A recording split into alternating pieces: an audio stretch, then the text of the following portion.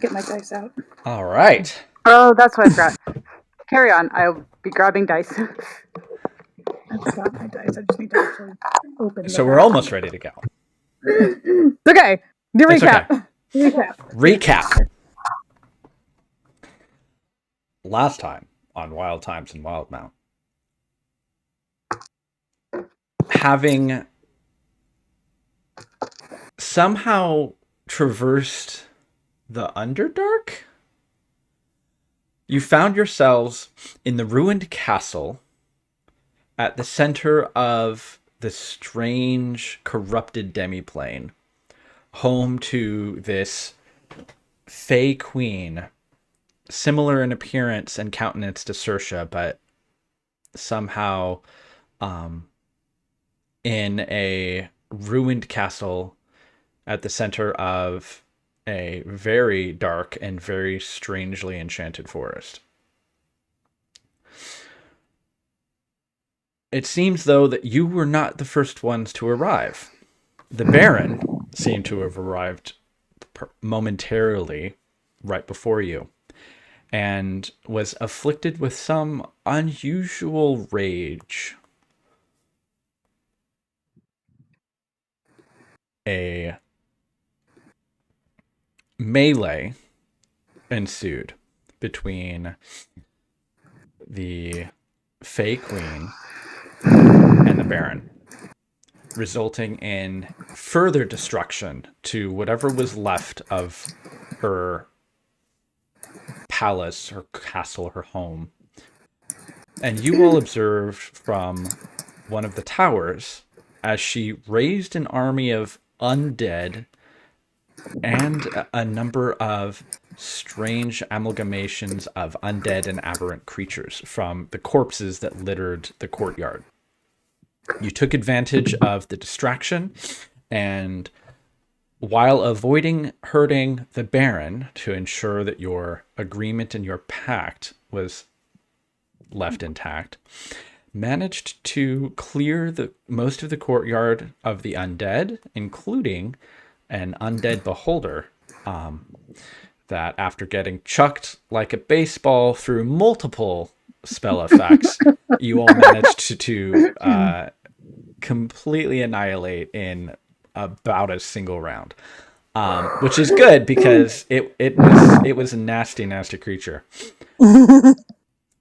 Despite her mobility and long-ranged spells, you managed to harangue the Fey Queen and eventually defeat her, with Aiden striking a killing blow before getting assistance to extract the shard of the sword that he carries.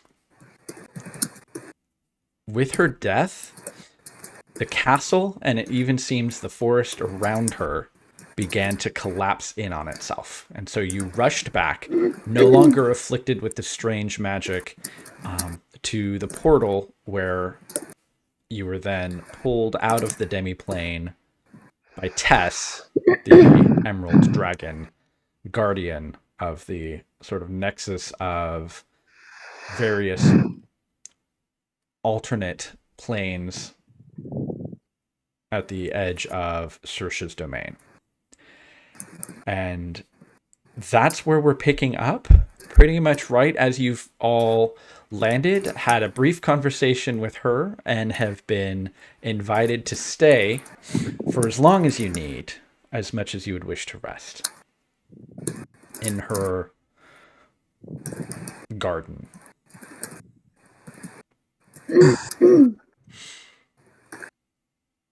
Be helpful.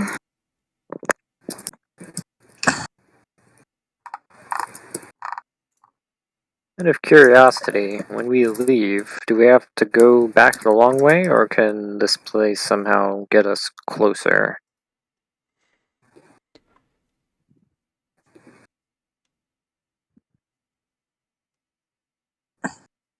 Would be nice. She thinks for a moment.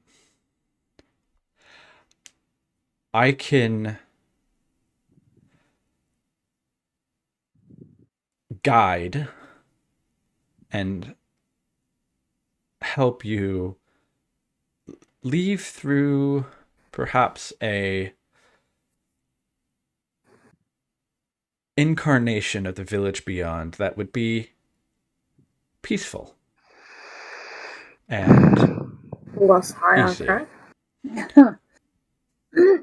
But I have no influence on the area beyond. Fair enough. I think we appreciate whatever help you can give. Yes, the many alternate realities are localized, and that is where my power holds sway. Beyond that, I have no influence. It may take some time before the swamp beyond heals, if it ever does. But once beyond the boundaries of the village on the other side, you should still be cautious. But I have a feeling that the ripples of what occurred have yet to really be felt.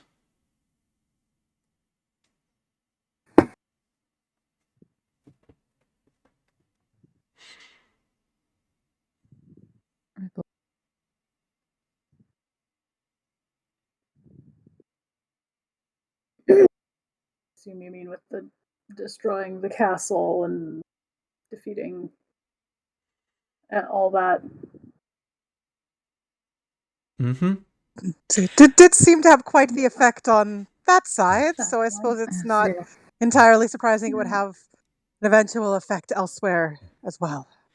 Was this a balance? Was it completely disrupted now? There was a balance long ago that has since long been disrupted. But even I can't see the effects of what this will happen, what this will do.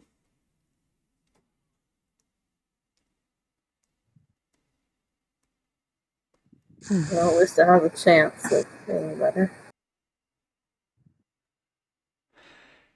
There will certainly be no more corruption, no dark energies, thoughts and emotions entering Saoirse's realm from beyond. Well, that's good, isn't Good it? sometimes depends on a certain point of view, really.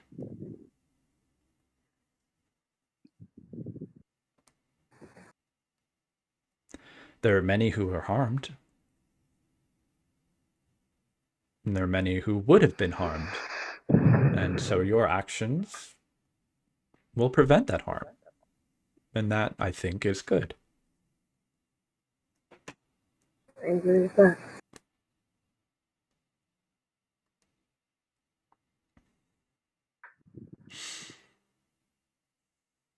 I don't think there's any sense in worrying too much about whether or not we did, more harm than good, because then we could have that same thought for anything we do, and we just say,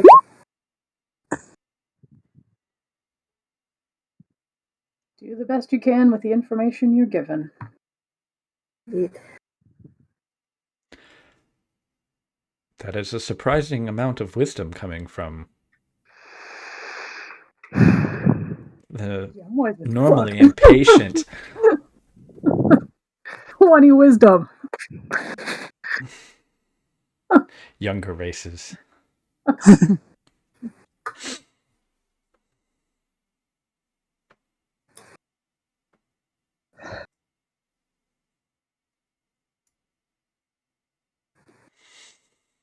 But I have... She looks around.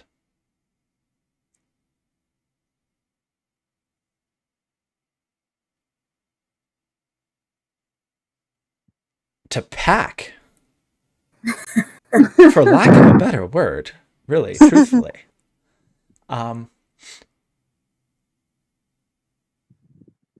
You will be safe while you're here. Horace, and she sort of like looks around a little bit, has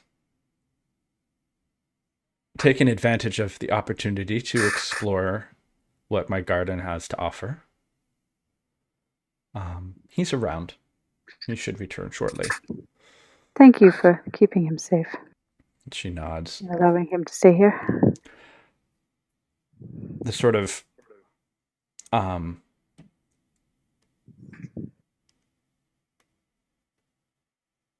her form doesn't so much like flap her wings as much as just like gently levitate.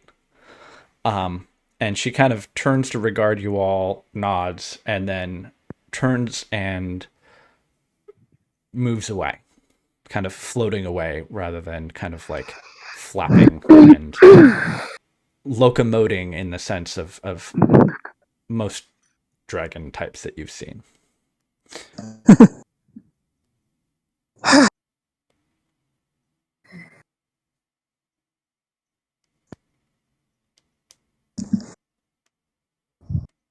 Well, this has been quite an adventure. Word for it.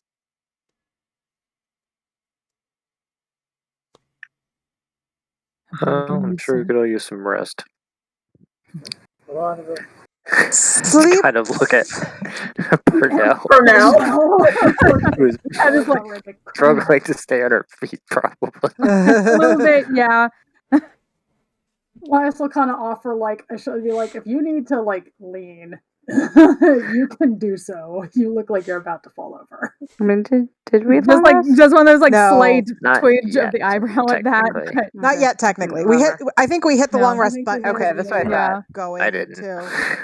Oh, I think Brendan said we Well, could. for a minute, I was like, did I? Because apparently I did not take any damage in that fight. Yeah. No, Ah, you you're totally welcome. did. You just No, healed. you did. Yep. That's true. Um, Eventually lean Took like on a- Elias Yeah. slightly. Took a lot of the damage. I'm pretty sure I shot you with a ballista. Yes, you did. oh, yeah, that's true. Oh, Yeah. yeah. I was like, oh yeah, you took damage. Yeah. Yeah. I like came out of it with full health. Well, I don't think we need the dome here. So just make ourselves comfortable, I suppose. Aiden, are you truly all right? All right, how?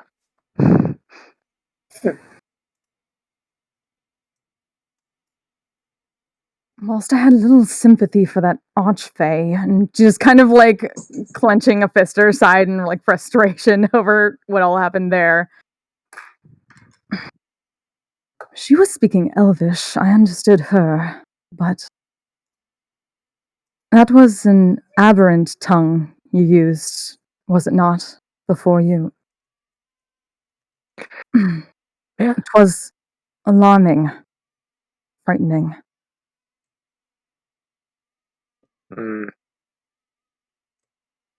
I forget. Not all of you understand that. No, I I think don't Velas. think any of us. most no. of us don't Well, I understand think that. Velas does. Maybe- I think that's it. Yeah. Yeah. Velas went to And- go check on Horace. yeah. A surprising show of concern can- for fellow beings. You can see wherefore that would be troubling, especially after everything that the current circumstances.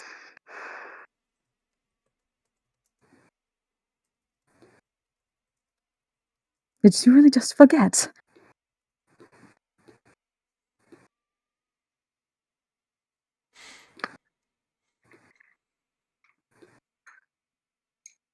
I wasn't really thinking about that. I would love to hear what you were thinking about. She was only asking questions, begging. She asked who I was, and I answered in the simplest, most efficient way. which was in deep speech. She seemed to understand. Yes, and it certainly worried her. Perhaps as much as me. I don't really remember if there was any kind of reaction other than she. I recall she seemed shocked, but a little bit, or surprised.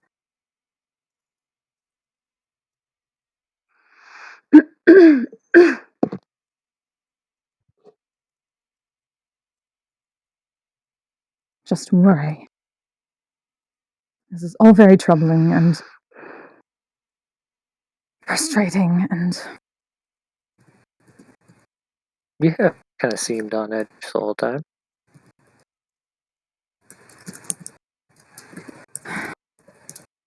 everything since we have entered this realm has been cause for upset.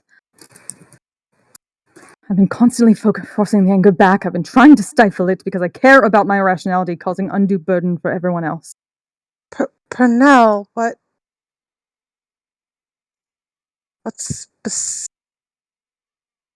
Forgive me. Speaking from experience, bottling that stuff up for too long usually has the opposite of the intended effect. also, I mean, there have been some pretty Just means it comes out all the more forcefully when it does. unpleasant moments, but is something else the matter? Rage doesn't seem to be your normal mode. Insight check. I mean, I assume it's just me. That seems to be my. Whereas, like, have this effect on people. Yeah, whereas Track just like I record. don't normally interpret Pernell as like super angry. That's true. Yeah. Like that's not an insight question. That's like, oh wait, what? That sounds weird, Pernell. What's the matter? Question. Just kind of like glare slightly at Hayden and be like, everything since we entered here, since that happened, and I do not know how to explain it. It doth not help when you do things like that. Do things that make us difficult to trust you, make up for it somehow, do it again, and I don't know how to feel. I'm trying to remember, do we know, has Pernell been to the Feywild before? Oh, like at some point in her like Time Lord Yeah. lifetime? Yes. Yeah. In many existences. I thought Whether she Probably. knows, Probably. whether she Does knows. she remember? Yeah. Since That's the thing, remember since it. being with Elias, no. Well, yeah, but like, Mm-hmm. In this lifetime, no. This could I? regeneration. Because Leah, I feel like does not necessarily have a lot of insight on Pernell, but I'm wondering, or Leah's wondering, whatever, if she's speaking out of past experience with things going wrong in the Feywild. Can I like insight that? Is that a thing I could do? I mean, even if you were to do an insight check, all that would tell you is that she is angry and like probably doing everything that she can to keep it in. Well, yeah. I mean, I guess it's not, really easy to read her body She literally language. said well, that. yeah, she's clearly angry. I guess it seems like she might be directing her anger at Aiden, but he's not actually why she's angry. I'm pretty sure that he is actually why she is angry. I was just trying to get a read for like, In part. maybe she had somebody stab her in the back the last time she was But here. directly and indirectly. No. I mean, like everything that you know about Pernell is that she's very disciplined. Yeah. But since being in the Feywild, she seems to have lost a lot of that discipline. Yeah, well, I guess that was, if anything, why she was like, maybe it's the Feywild and something happened here once. But You know that the apparently it's just Feywild the can Feywild have being wonky. an influence on people who don't have Fey blood. I do know that. Yeah. I don't have. Nope, I don't have it prepared. I guess that means Leah's safe here, doesn't she? Because she technically have Fey blood-ish. I don't know. Close I don't know how enough. that works. Close I know. I enough. was like, they're They're like both are kind of Fey adjacent. they have like Fey ancestry, something weird. Yeah. Not as close as elves, but it's closer than humans. Right. They're like, I mean, it's some descendant of Fey and giant mixture, weird stuff. Mm-hmm. Like gnomes. Adjacent, but not as Fey Fey as elves. Feywild adjacent. Right.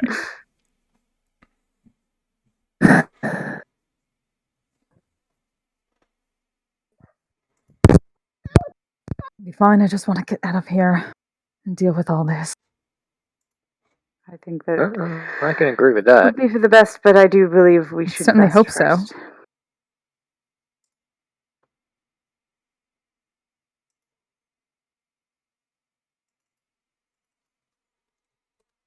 Here, arguments on that. So I'm being irrational. I just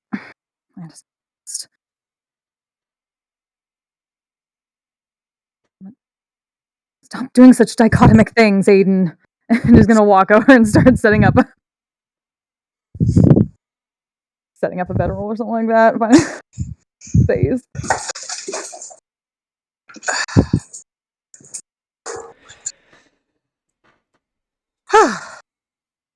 The most chaotic neutral to ever chaotic neutral. Right. This garden is very pleasant. It's got a comfortable temperature, a dim but still illuminated atmosphere. Every now and again, there's just the slightest breeze that kind of carries a warmth and a scent of sort of crisp, sort of fresh, not grass, but like that smell of a forest after a rain. Petrichor! Yeah, I was just thinking that. I was like, there's a word. Thank you, Doctor Who. Thank you, Doctor Who. It is very pleasant and very easy to relax and let go of stress and worry and troubles. If you can find yourself managing to do that. That is a question. Can I manage to do that?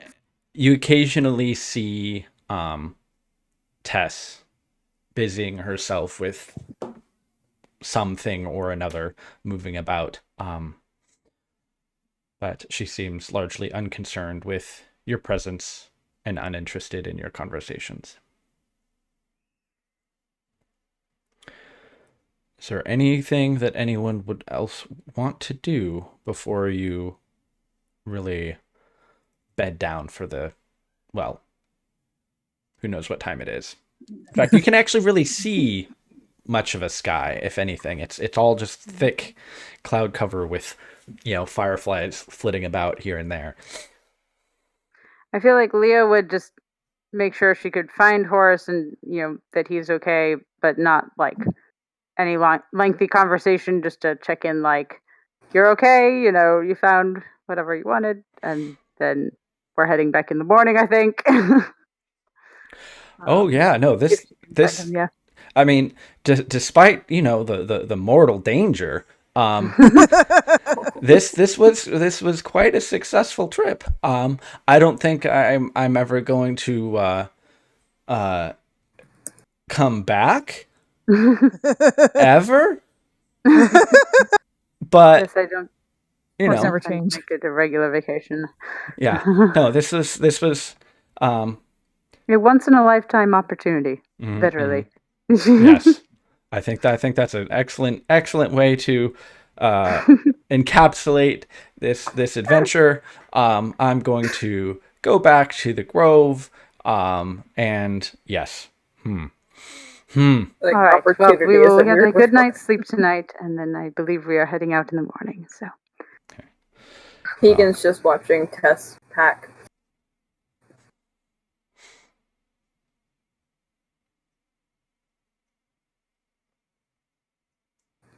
Try to cool down and try to sleep. I mean, if there's anything, any kind of environment that would actually be conducive to calming yourself down and relaxing a little bit, it would definitely be this one. There's having separate round. yeah. Elias is just going to stick kind of close to Cortanis, just make sure everything's okay. Waria's gonna play some soothing music in the I was background. actually going to say, I was like, The jam session behind. she may help with that. And then I remembered all she has with her, I think, is like a little hand drum. So I'm not sure how much drumming music is going to help with that. So maybe not. A drum circle. But she might like hum along if Wiria starts doing something. But yeah. Aiden will see where Velis ends up settling down and then put as many people between him and Velis as possible. Okay. And then get out the information that he got regarding wherever the monks' hideout is, and basically be kind of like reviewing that, Okay. thinking on it, and actively avoiding going to sleep. Okay. All right. So are you intentionally not going to take a long rest and go to sleep? Yes. Okay. Yep. All right. Velis eventually comes back in, and he seems to be avoiding you almost as much as you're avoiding him. So it's very easy for you to bunk down on like the other side of everybody from him. Those of you who eventually, I don't know if any of you need to really set a watch. Tess explicitly says like you're safe here. You don't have to, but you know, if you feel the need, you know, there is no judgment. But you do have a sense of safety. But those of you who do rest, Probably stay up for a little bit. Just so Elias probably stay up for a little bit and keep an eye out for a bit until sure, old habits. right? Just in case. Just in case. Okay.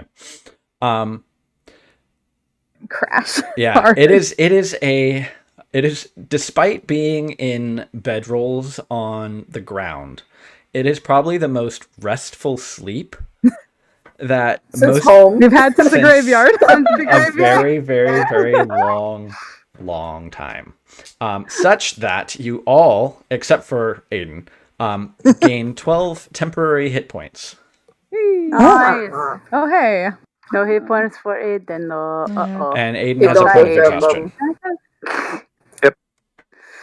We're both at 2 Cortanis points has now. one 2 less points. point of exhaustion. I don't remember up if I to- had 1 or 2 points before. Um, Because I hit the long rest button last time, but it still says I have a point of exhaustion, and I don't remember having. I think we got another one. Did we We get got another one running, and Yeah. then Mm. yeah, That's how it was. because that's how I got 3. Now I'm at 2. mhm. Okay. That's right. I would 12 actually temporary say specifically because of the unique properties of this Nice with particular that. location, you can clear 2 points of exhaustion away on a long rest here. Hey, 1 point of exhaustion then. Okay. How cool.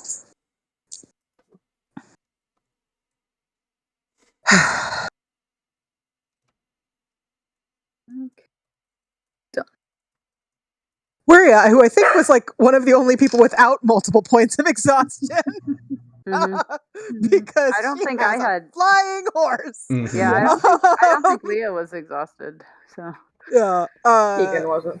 would probably wake up a little early and pull out the pieces of the instrument she's working on for Purnell Mhm. and put in a little time on that while everyone else is still sleeping. Okay. Or while anyone else is still sleeping, you know, until people wake up, basically.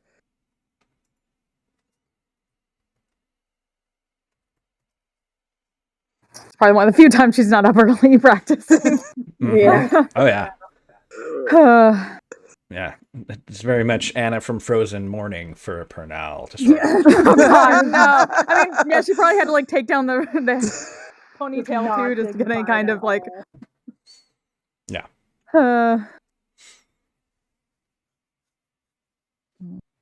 There's a lot that is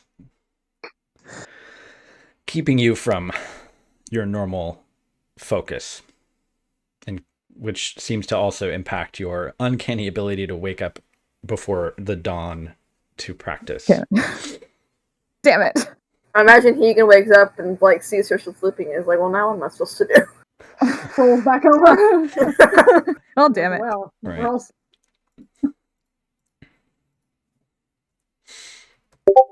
Elias wakes up before Cortanis and is very confused. Like last time that happened, that was scary. Yeah. I mean, Immediately cast detect magic. No. immediately make sure Cortanis Is alive.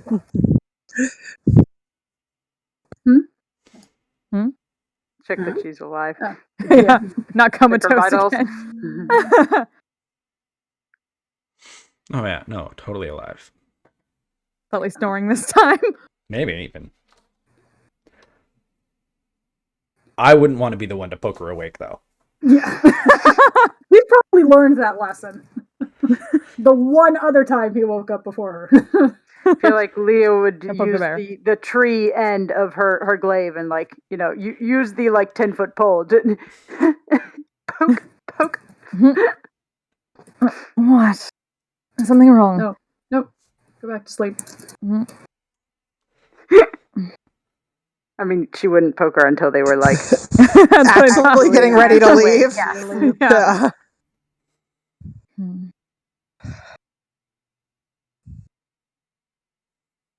That one friend in the con hotel room that partied too hard on Saturday. Yeah. Trying to groggily wake up. Okay, pull out we the have to get out cleansing. of the hotel room. Come on. Trying to pull out the cleansing stone and just.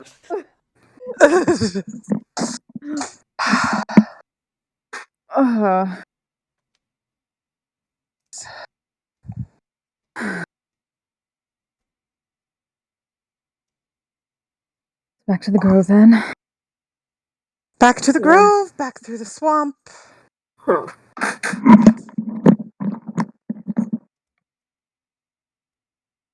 We have to go back to the swamp. Don't get separated. Yeah, I'm trying to figure out. I assume, I don't know if that would happen again. I don't trust it Considering- not to, so. But I also don't trust it not to. I mean, we at least know how it works this time, right? It is best not to tempt Strange. fate either way. I mean, sort of. I still don't quite know how Pernell and I ended up in the same place. So Yeah. perhaps, we all stay in sight of each other at all times. Well, yes. That effect lessens the further away you go from the portal. So once you're in the Sorrowmurk proper, Tess sort of explains, you should be okay. Okay being relative, considering it is still The a Sorrow place Nook. known as the Sorrowmurk. Yes. Nothing about that is okay.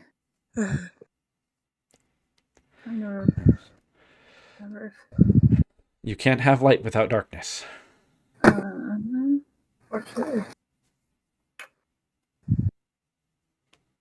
Trying to think if there's Grips any. her blade handles at that. We're like that makes Rhea start thinking about a story she heard. She just sort of says, sometimes the brightest light casts the longest shadow. Yep, gripping the handles of her blades at that one. That's giving a nod at that. Fair enough. Are you all ready to depart? Yeah. Think so. If we Sure. of course, Yes, Yes, sir. unless there's any spells anyone particularly wants me to have prepared.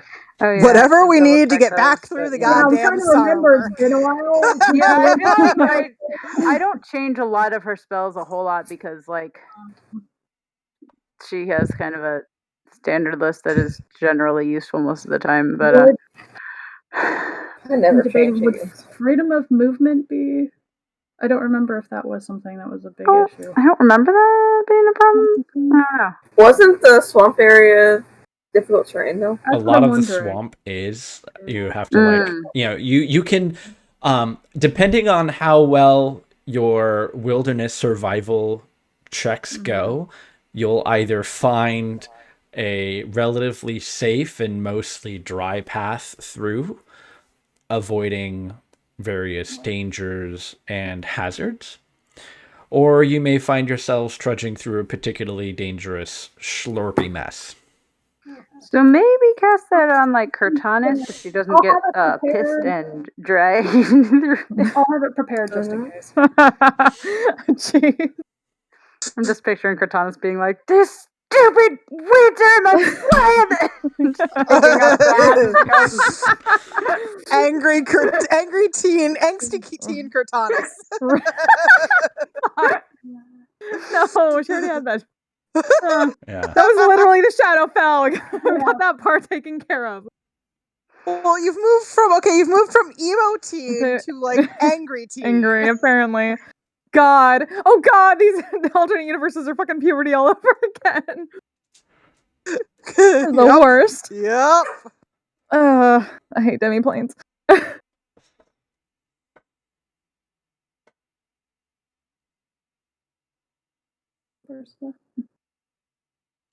All right. Well, we've just found the AU where Cortanis is a literal hexblade. It's called "She Gets Stuck Here."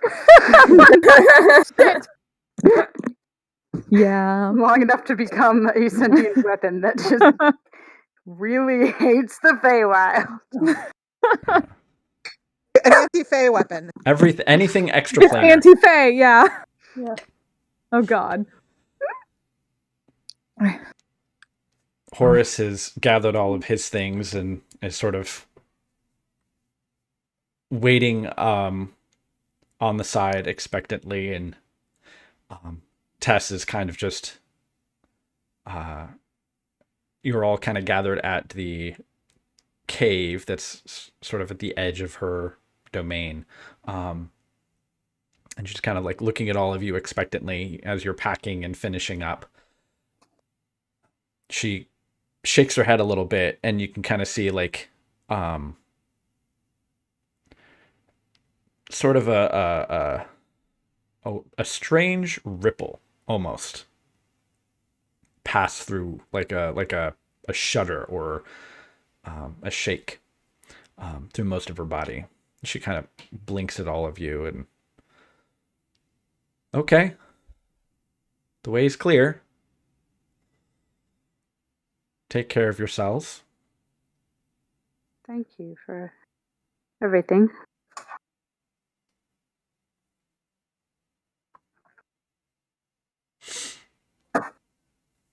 Have fun. I don't imagine I'd be seeing any of you again, so. You'd be surprised if you get around. She's kind of waiting for all of you to go first before she Yeah. Packs up. leaves and shuts the door behind her. Start heading that way. Yeah. He can just trail behind. Oh, I just lost one of my dice. So as you make your way through the cave, it gets dark again. And similarly, it's a darkness that you can't quite see through. Even Aiden, with your augmented eyesight. But once you pass that curtain, you can see the forest on the other side, or at least around the village, is similarly lit with an early morning golden light. There's a large sort of shrine of sorts that you can see that looks like it is just completely grown over with moss and plants. So much so that if there was something recognizable underneath it, sort of in the center of that large pool of water in the center of the village, you can't even tell what it is. It looks as if plants have overgrown most of everything here. And outside of the buzzing of insects, the occasional flutter and call of a bird, and the croak of not insignificant number of frogs, it's relatively peaceful. While everything is a little overgrown, it does seem to be relatively sturdy. And while you don't have that innate sense of peace that you did in Tessa's domain, it seems peaceful.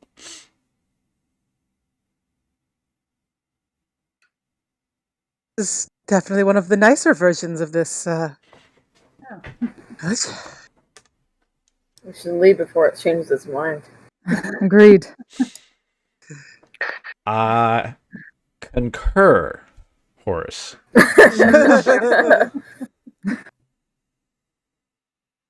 Leah just nods in agreement. And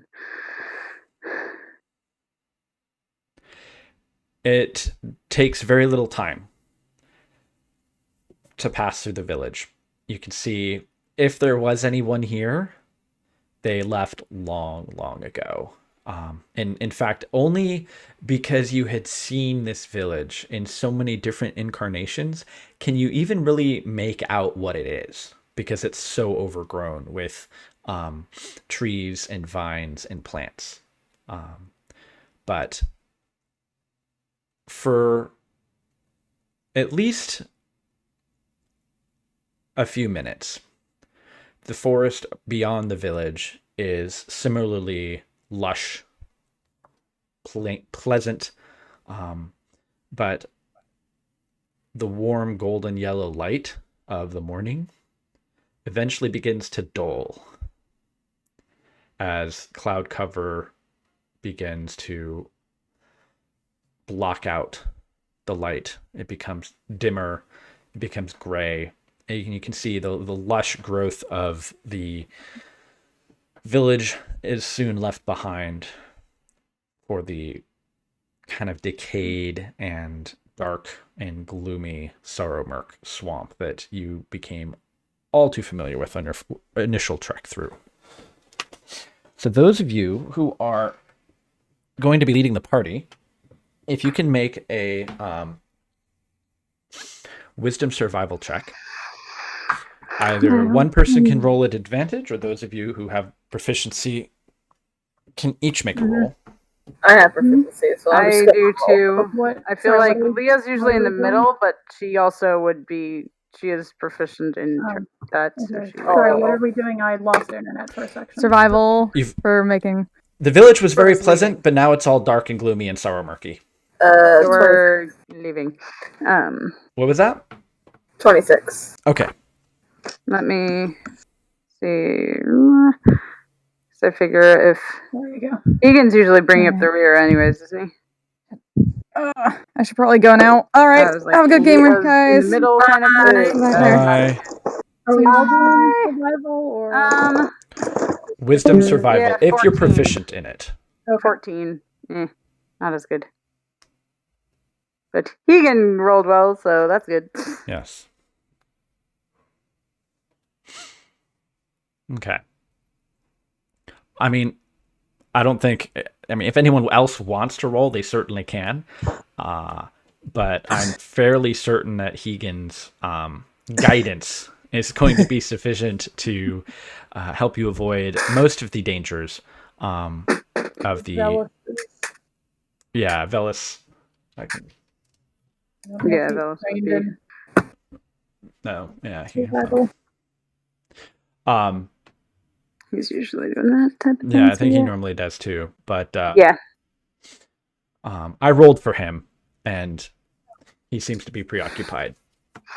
He's very distracted right now. Right. He's also not proficient in survival, so. Okay. Which is funny because, he always rolls, but then I feel like usually it's like Leah would roll with advantage because It was more efficient. Well, he used to be proficient in survival, I think, before he switched He swapped out some class stuff. Yeah. some stuff. Yeah. Yeah. Maybe it's just Leah had the bigger bonus then. I don't remember. But it's been a while. But he did. Right. I think at one point he was proficient in survival. Right. Crossing the Sorrowmurk is easily at least a day, if not maybe a little bit longer. However, due to Hegan's expertise, you managed to find probably the driest and most safe way through the swamp. Aiden's at half speed. Aiden's at half speed? Yeah. Oh, right. Is it just 1 point of exhaustion? Or did you... Two. Right, because you had one from earlier, huh? Yep. Is someone going to give him the broom, or are you all slowing down? He can have the broom. Would he ride the Would broom? That's the thing. Would you take the broom? I'm not Or does sure. Leah have to knock him out and fireman carry in? Yeah. Because this is spending an extra day and a half in the Sorrowmurk. Chances, yeah, is the a big, broom. it's a big thing. So I feel like it would he literally would- be like, take it, or I am knocking you out and throwing you over my shoulder. no, he'll probably just wordlessly take it and just use it. yeah. Worst saddle sores though. I feel like he's just kind of probably leaning on the front end of it. Yeah. I mean, if anything, you'd almost tie it to someone and just like let them drag you behind. But he wants something to focus on. Right. The route that Hegan guided you on was a little circuitous, but having spent a significant amount of his life avoiding very dangerous creatures, he seemed very confident that his not so much shortcuts as they were long cuts were in everyone's best interests. And at the end of a full day of trekking through a consistent pale, gloomy swamp that isn't really getting darker or brighter, he eventually leads you to... Clearing is putting it generously. It seems, at least though, he has found a dry patch of ground that is sort of in a bit of a on top of a bit of a rise. And so there is a little bit of elevation here that gives you a slightly elevated perspective of the terrain around you, somewhat of a good defensive position. So if anywhere you were to hole up for the night, this is likely going to be your best bet. Yeah. I mean, I think we should have the dome this time, if you're up for it, Loria. Sorry, I missed the first part of your sentence, Kia. The dome. Oh, yes. If you're up for it. Yes. Yeah. I need to turn your volume up a little bit because you're just a little soft. Sorry. No, it's okay. I think that's why I missed you, is because like yeah,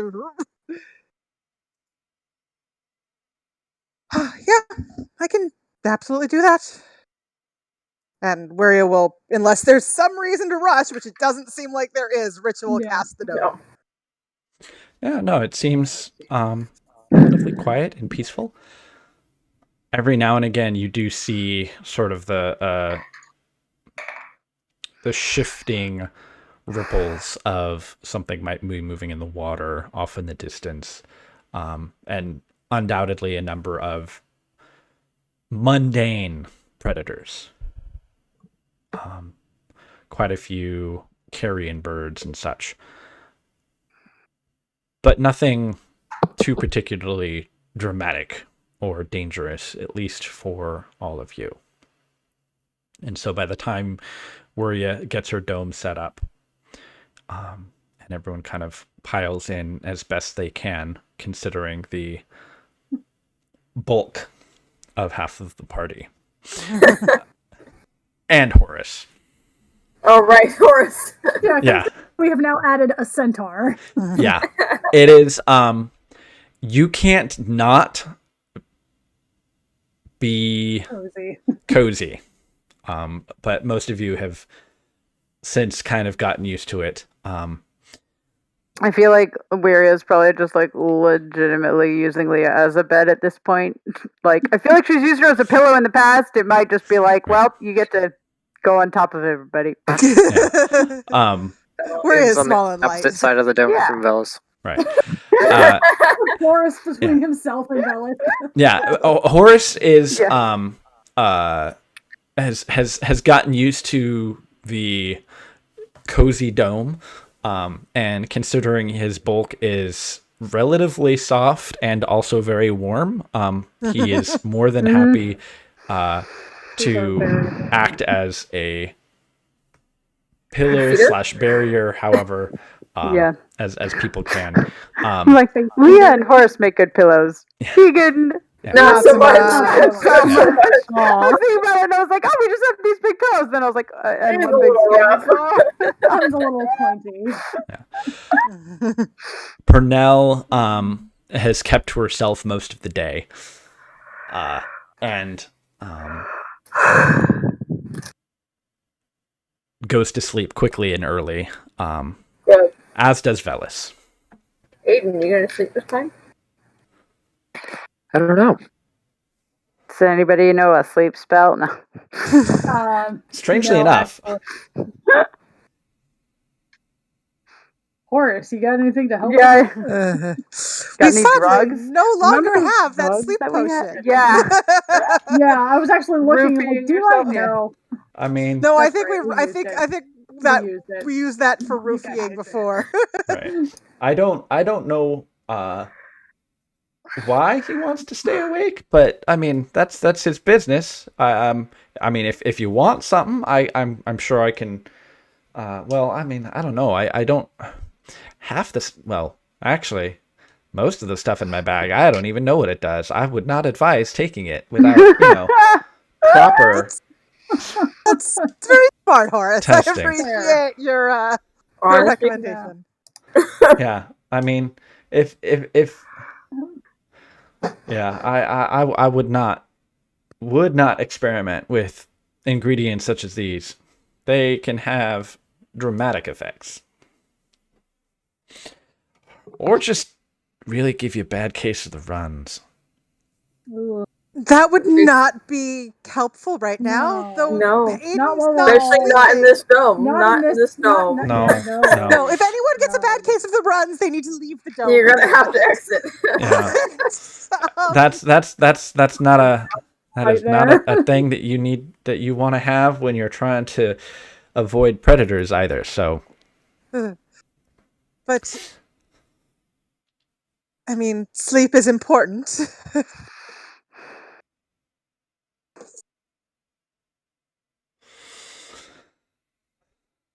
Some incense we could burn that might be soothing. I don't know. It's not really designed for that.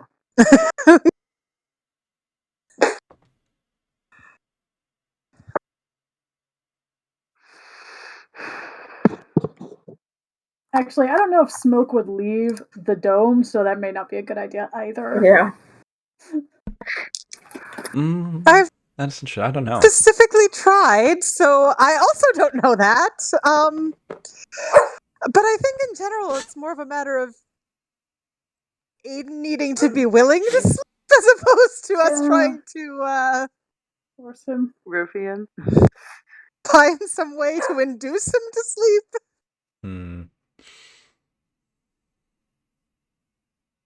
I mean, if you want to stay up all night trying to solve this problem, be my guest.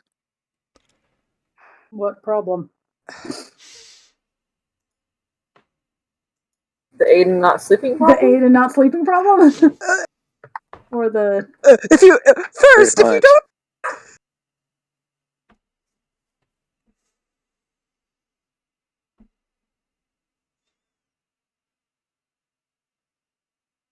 Oh. Oh, we lost Jerja, I think. No, you didn't. I no. heard John starting to talk, and Wiria stopped talking because Oh. Aiden started talking. Oh, I thought everyone froze or something. I wasn't. Yeah. Unless there's a delay. There you go. Okay. I heard your voice briefly, Yeah, no, and you so I did thought, start. yeah, I heard you start talking. I don't know. If Aiden does not continue talking, Wiria would say, I mean, if we're going to solve the problem, we would have to know what the problem is first. But also, not sleeping isn't conducive to solving problems because then you're really, really tired. Yeah. It's not good for your brain. It's not good for travel. It's not good if we have to fight. It's just bad. I thought not sleeping was the problem. That's what you guys were sitting here talking about. You said if we want to solve the problem. Yeah, if you want to stay up all night coming up with ways to try and get me to sleep, No. that's your guys' problem. How about we just You knock him not out and go to sleeping bed? is also our problem, unfortunately. You gotta drag your exhausted ass around, so.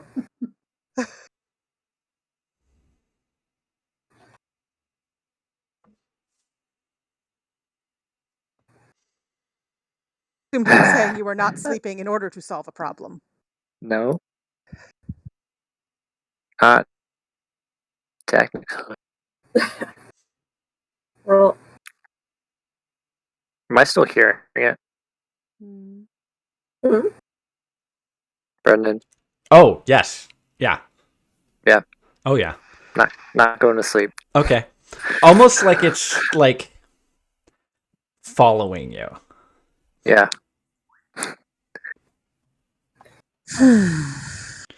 All right. Now, since you've gone an entire day or 2 days essentially without sleep, Oh yeah. I'm You need to trying make- my best to keep myself occupied. But right? You're going to need to make a Constitution check. Now, since you have exhaustion, it's at disadvantage to stay awake. Just to check. Just to check. Okay. The longer this goes on, the more difficult this will become. Oh yeah. I'm sure. 21. Actually, no. Disadvantage is 16. Sorry. Yeah, you're fine. I mean, fine, of course, being relative, because by the time everyone begins getting up, you're kind of just sitting there poring over notes. I don't know if you have. I think you've got a couple of notebooks and journals and stuff that you've collected, but I would imagine that you're kind of doing anything and everything you can to stay distracted and stay awake. But as Horace is kind of like getting up and he looks over at you and your eyes are just sunken and bloodshot and you look tired, he's like,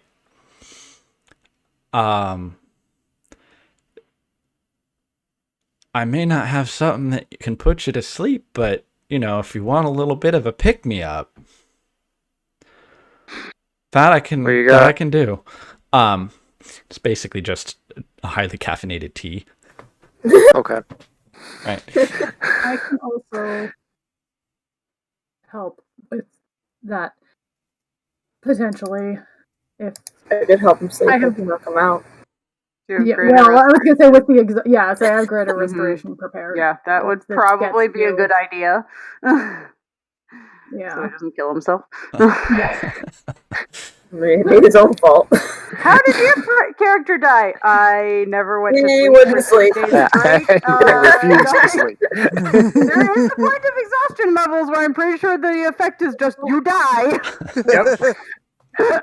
I believe it's Halfway 6. there. Yeah, that's why I was like, yep. Basically like a week of no sleep.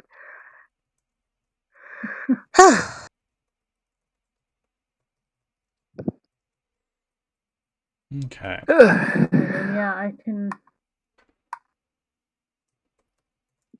If you want it right now, I can do a greater restoration. I don't know what you're at. I'm at 3. Yeah. Yeah, I'm gonna go ahead and cast greater restoration. Just take a quick look. Just like, Okay. yeah, I'm gonna do that. All right. I think it just does one level of exhaustion. Yeah. Yeah.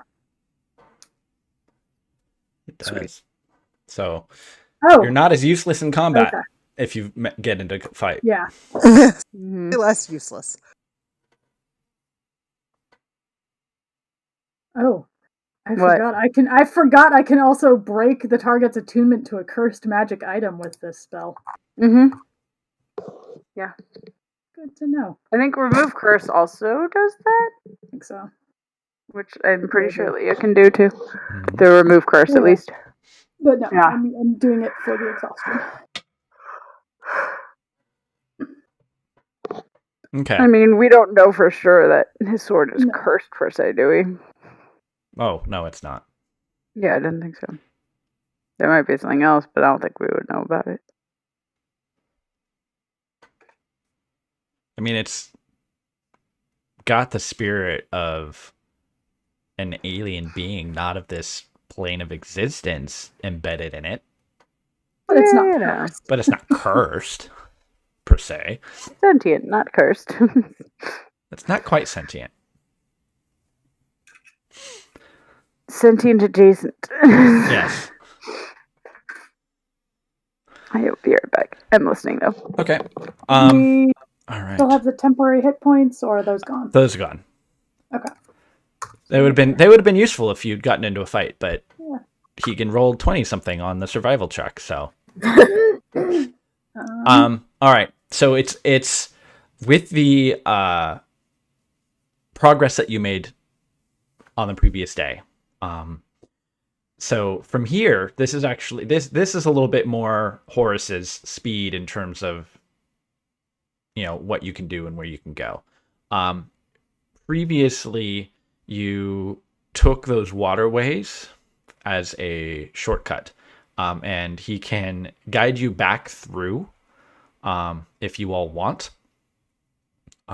You were in a hurry last time, and generally they're relatively safe.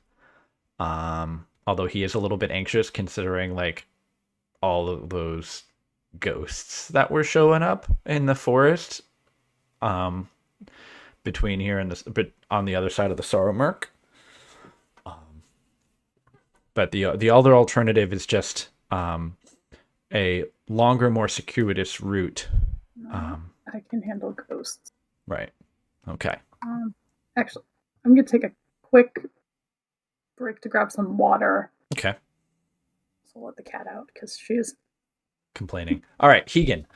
Why don't you do another wisdom survival check? And I don't know, like, who else has proficiency? Because Velis doesn't. Leah does. Right. So Leah's helping, so you get to roll at advantage. That's good because I rolled that one. Okay. Yeah, I will give advantage. Leah is helping you, and so she's. Oh, that's way better. Natural 19. Okay. Sorry. Oh, same number, 26. Okay. Oh, wait, no. Yeah, 26. Yeah. So, similarly to the day before, Keegan is kind of taking you on a very not straight line through this swamp, stopping sometimes even for an extended period of time and waiting. But at one point, there's this seemingly innocuous kind of like land bridge. And Keegan is insistent that it's perfectly fine. And Leah like puts her hand on his shoulder. Like, hold on. Tosses a rock. And like it kind of like lands a little bit on just like this bit of moss, and then when all of a sudden the whole thing stirs and just these massive jaws come up and slam close, and you're like, oh no, thank you, Leah. Actually, let's not go that way. Let's not go that way. Other than that, the rest of the travel through the Sorrowmurk is relatively uneventful. When the ground starts drying up, and you start getting to for Leah, it's a little bit easier, and for Hegan somewhat as well. But most of you haven't spent a whole lot of time in forests and such, so one forest is like, oh, it's a forest, and then there was the swamp. But Leah, this is definitely feeling a lot more like those woods around the pools that you all emerged from. And it's probably, again, it's difficult to say because the Sorrow Murk is almost just always gloomy. It's not completely dark. It's not light. It just almost always has a consistent, dim, gloomy, sourceless light to it. But as you leave the Sorrow Murk and start entering these woods, they're definitely much more twilight. It's getting darker. It's getting bluer. And every now and again, through the trees, off in the distance, you can see just sort of like a hovering mote of light of what appeared to be will-o'-the-wisps, kind of drifting in and out of the trees. Horace, his comfort and his calmness has somewhat abandoned him, especially considering the last time you were all here, and he's gotten a little bit skittish. But so far, there haven't been any otherworldly presences that you have encountered. After a while, Hegan, you pick up your previous trail and are able to follow it back towards the pools that you had emerged from. Horace is like, I'm certainly glad that I saved enough for the return trip too, as he pulls out a bunch of those leeches from his pouch. How do y'all want to do this time? In terms of getting under the water and breathing. Did we have somebody that could cast water breathing before? No, We had leeches, remember? we Some got of you had Weria leeches. Yeah. well, no, Weria got some uses of water breathing from some Fae because story time. But we don't have anybody to give us magical uses of water. And I say, I don't think I have. I mean, I don't have it prepared. I would say, considering you knew exactly what was ahead of you, you could have it prepared. Yeah. Unless you want to stop, camp for the night, and rest here. Didn't we just leave? I don't even know if I can cast water breathing. What level is it? Like third? Yeah, it's really low. I have water walk, but I don't see water breathing. Actually, is water ranger, sorcerer, wizard, artificer? Yeah, water walk is cleric. Water breathing is not, I guess. Yeah. Yeah. Yeah, I have water walk. I do not have water breathing. So. Yeah, I don't think we have anyone who can cast it. It'll be a couple of hours. So yeah. It'll be a couple of hours to make your way through the passages, but you could emerge at the grove late in the, well, at this point it's not going to be evening very much, just because once you get far enough into Saoirse's domain, it's kind of just always dusk, it seems, or dawn. It kind of changes almost on the whim of the archfey that rules the domain. Yeah. Guessed. Funny how that works. Mm-hmm. So what y'all want to do then? I've got enough leeches for us all. It seems like that might be our only real choice, honestly. Yeah. Unfortunately. Unless there's another way, but... Yeah. He dutifully hands them out. And similar to before. They do grant you the effects of the water breathing spell. Not smell. Spell. Not for The a water full, breathing smell. not for a full 24 hours, but for 8 hours. But during those 8 hours, you your mouth is somewhat numb.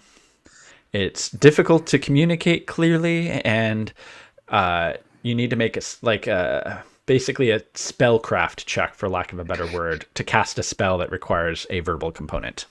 Oh no, that's like all of mine. Let me roll a Constitution save. Yeah, last there was a time to see if we Constitution had to save do that. last Was time. there? Yeah. Okay. Yeah, there was. Because Maria succeeded on it. Ah, right. Okay, I vaguely remember that now.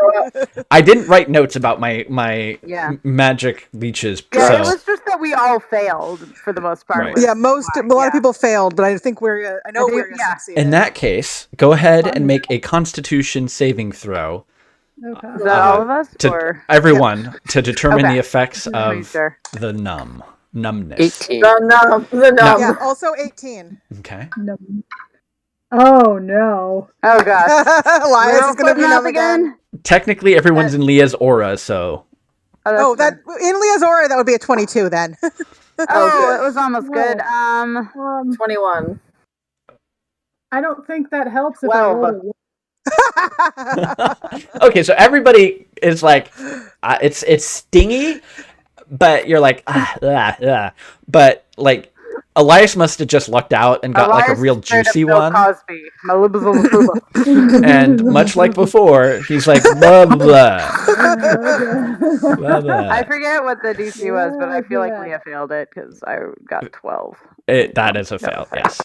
Yes. So Leah and Elias. Leah's are also both pretty just numb. I'll roll for Velas. Actually, he might have a thing with his blade. Oh no, it's not water breathing. It just lets him get freedom of movement when he needs it once a day, I think. Okay. All right. Horace is I hate these leeches. Horace is also affected. He's like, okay, guys, we should be fine. Let's go. All right. It is cold, however. So any of you who have the ability to resist energy or something, you may want to do that. I didn't. Can we say I Did that before? Yes. Horace would have warned you. I would have thought to like, right, this is cold. I should have whatever the protection from energy prepared. Right. And cast before you. And cast it went all before blue. yeah, knowing. Right before you pop it, Horace is like, it's going to be cold. Oh, right. Yeah.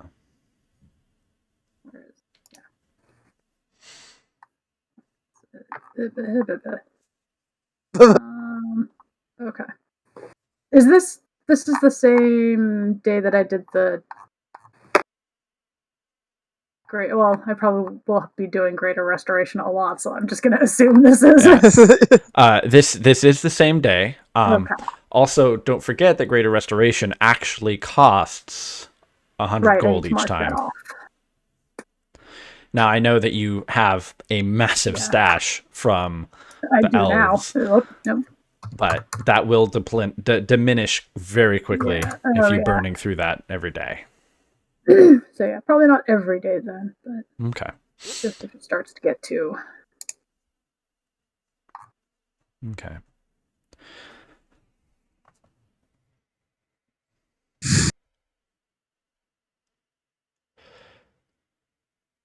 As you're gathering around the pool, sort of getting the taste of the leech out of your mouth, and Horace is taking the lead, kind of wading into the water, until eventually there's like just the upper torso of his humanoid part, and he kind of turns and waves you all in. His eyes go wide a little bit, and he's like, "Time to go! and he kind of like ducks under the water.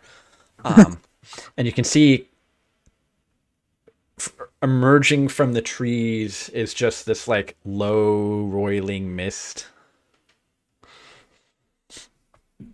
specifically coming from a particular direction, moving in a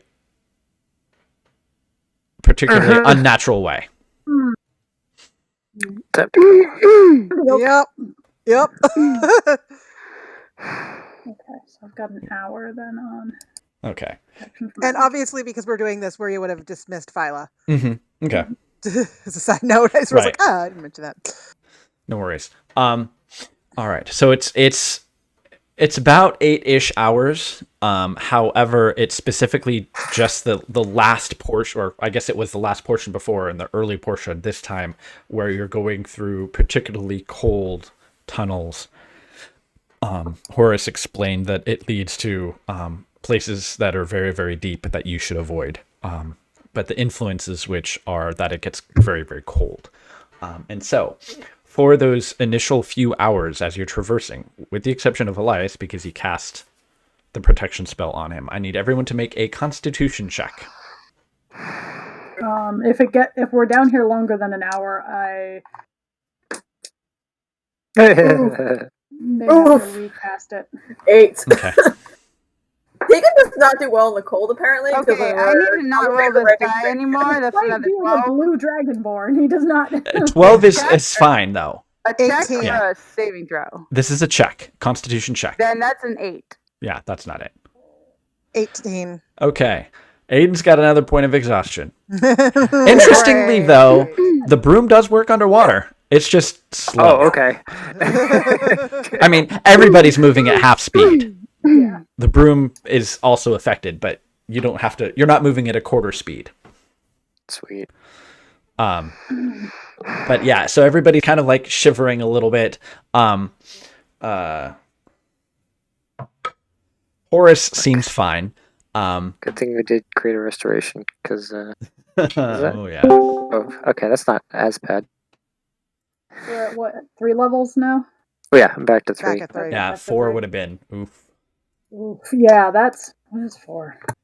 4 is just hit point max. Hit points. It's halved. Yeah. 5 is the nasty 5 one. is when 5 is when things start to hit. 5 is when you're getting carried. Yeah. All right. The water eventually warms up, much to everyone's relief. Once you've exited the deeper tunnels and you start making your way towards sort of larger, more populous paths, for lack of a better word, you can see a lot more life, plants and fish, and occasionally other travelers, most of varying aquatic persuasions, humanoid types. They don't really seem to pay much attention to you. It seems though those who are able make frequent use of these waterways to get to and from in the Feywild, at least in this particular corner of the Feywild. The water eventually becomes comfortable and almost pleasant, clean, with, you can see light shining down. For those of you who can't see in the dark, someone probably would have had a light source, a magical light source, I would presume. Yeah. But eventually you get to the point where you don't really need it. It's still dim, but it's not pitch black. But you can see the light and shadows playing in as sort of streaks of light come in through the surface of the water above you. And it does get a little bit dimmer as time goes on, but eventually you find yourselves reaching that point where there was that drop off that you all descended. That is sort of the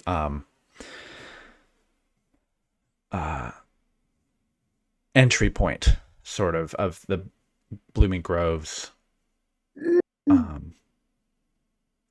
entrance into the waterways. And at this point, Ow. That was What? loud. Yeah, Yeah. I thought I had everything on silent, but I apologize. I just realized protection from energy does have a verbal component. What I have had. The way you said you avoid- cast it before. Oh, that's right. I cast. Yeah. Yeah, we did say okay. Right. But going forward, anything I cast will. Okay.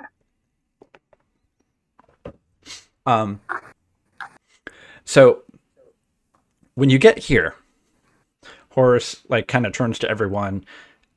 He says something, and there's like bubbles of air that come out of his mouth, and he's like, "Oh, right."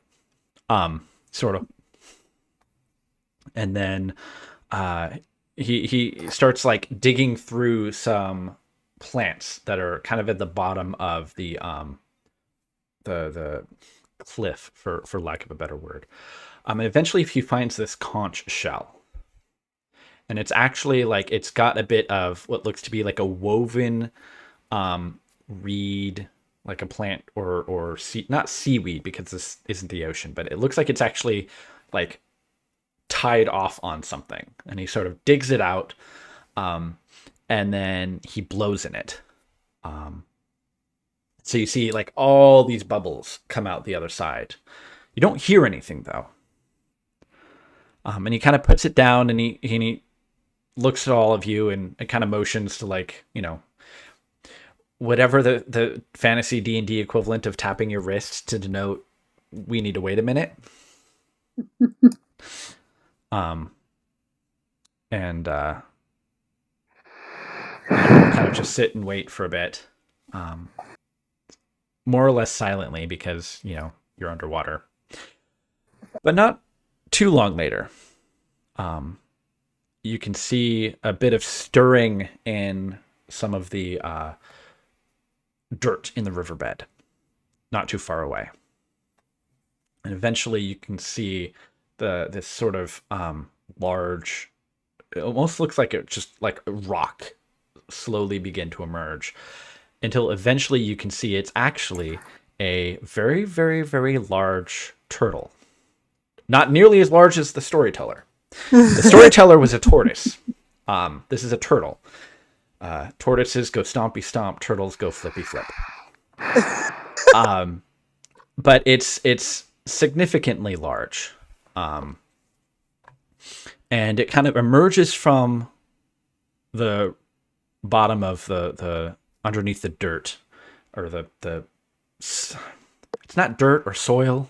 Whatever the word is for the dirt that's at the bottom of a body of water, because Silt. Silt. Thank you. That, yeah. Yes. Okay. Emerges from the silt, kind of pokes its head out and blinks and looks around. And Horace approaches it, offers it a number of things.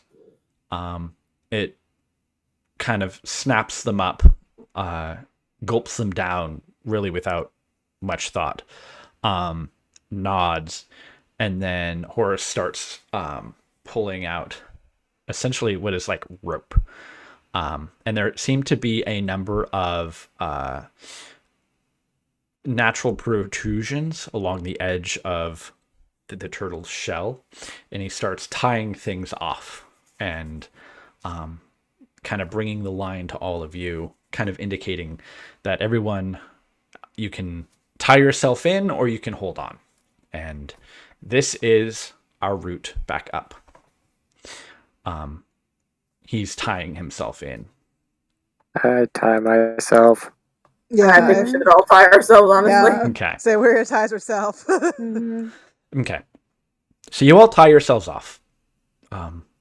And the turtle, it doesn't really seem like it's it's probably a good 12, 14 feet in diameter. It's a massive, massive creature. This with the thick, old, gnarled shell. But even so, there are 7 of you plus Horace, and you're almost kind of wondering, like, is this turtle really strong enough?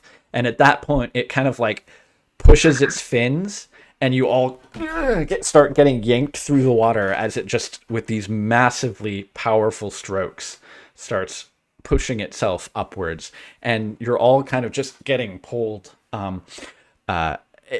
Eventually, the initial momentum settles a little bit, and it's just sort of a slow, gentle tugging. But you can definitely feel the water pushing against you as you're moving upwards at a steady pace. Not nearly as heavily or as fast as descending, but decidedly quickly, considering how many of you there are.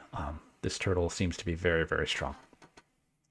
Eventually, you reach the top. Horace kind of helps, having been gone first, guiding everyone up and untying you as you each arrive, and eventually goes and leans in, and he may be saying something, or he might just be like sharing an unspoken moment with the turtle. You're not entirely sure. Before it just sort of pushes itself off the edge, and kind of it just like tucks in its legs and head until it's just the shell drifting, and then it like slowly starts descending down, picking up speed faster and faster until it goes beyond your sight. Here, this is definitely the same path that you took.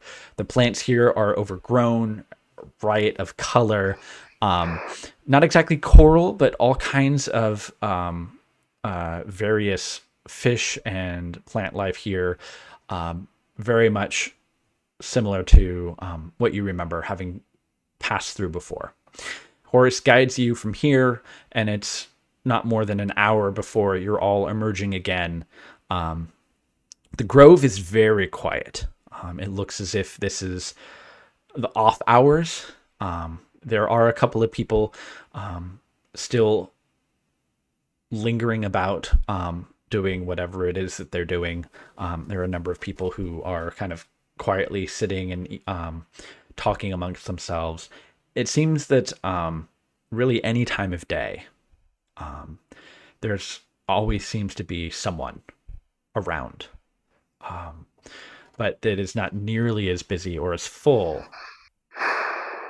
as when you last left the massive throngs of Fae folk. But you've arrived, and you can see, and just for reference, let's see here. I believe I've got a lot of maps. All right. Okay. There we go. So there's a lot of figures on the map, but there aren't, and I think those are all of the old tokens because it has been so long. There aren't nearly as many people as you can see. This is just the map from where we last left it. But let's go like that, and then we'll go like that. Okay. Okay. All right. So it is quiet. It is calm, and you have returned to the grove. There are 2 attendants that are up on that raised dais. Similarly dressed in sort of an ornamental armor. When you arrive, one of them takes note, turns to the other, says something too quiet for you to hear, turns, and then just kind of disappears into mist.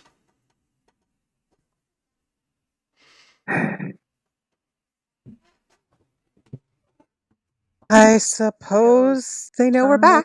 Yeah. On this question, so to speak.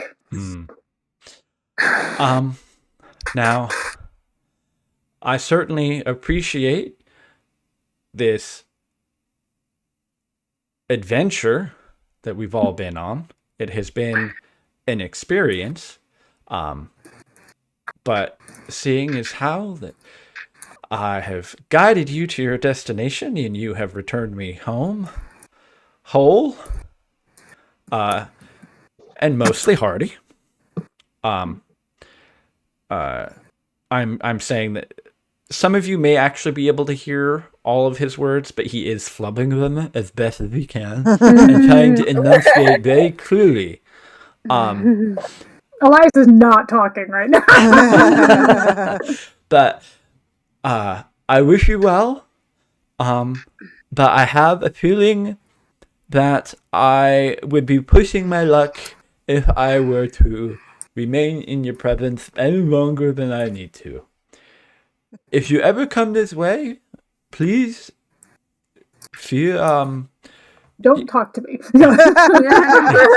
just I hope to see you again someday, but just maybe not here in the Grove, in Social's domain. Agreed. And Thank he, you for your It was help. nice traveling with you, Horace. Yes. Thanks for the help. I'm glad that we could be of mutual benefit to each other. Also, the Duke is probably going to be very angry. Just, so you know. Yeah, that is true. That is unfortunately unsurprising. We didn't lay a hand on him. Although that is also true. We followed the terms of the arrangement, so really, he might be angry, but it is his brother's own doing. Farewell. He sort of Farewell. awkwardly waves. Mm-hmm. And then turns and trots off in a direction, leaving the grove, leaving you all dripping wet, and with just the slimiest aftertaste in your mouth of these leeches. You've probably got about an hour-ish left on the numbness, Elias. Yeah.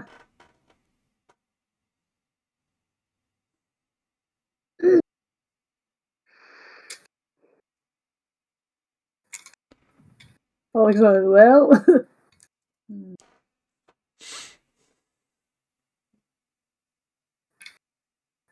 What now? We wait, I guess. Wait for Saoirse and go from there. We get out of here. A few of the folks who are here have taken note of your arrival, and they're very interested. But they are all giving you quite a wide berth.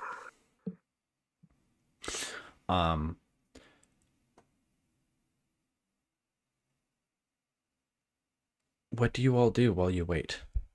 As you wait.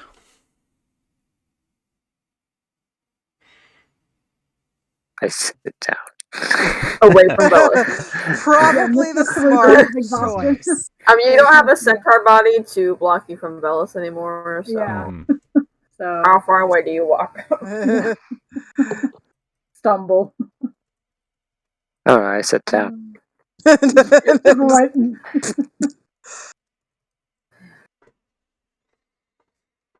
What are we expecting? I'm waiting for really. Well, I have to present our prize. And then what? And then we get out of here, Then we presumably. leave. Get the hell out of Dodge. And what's your plan with the blade then?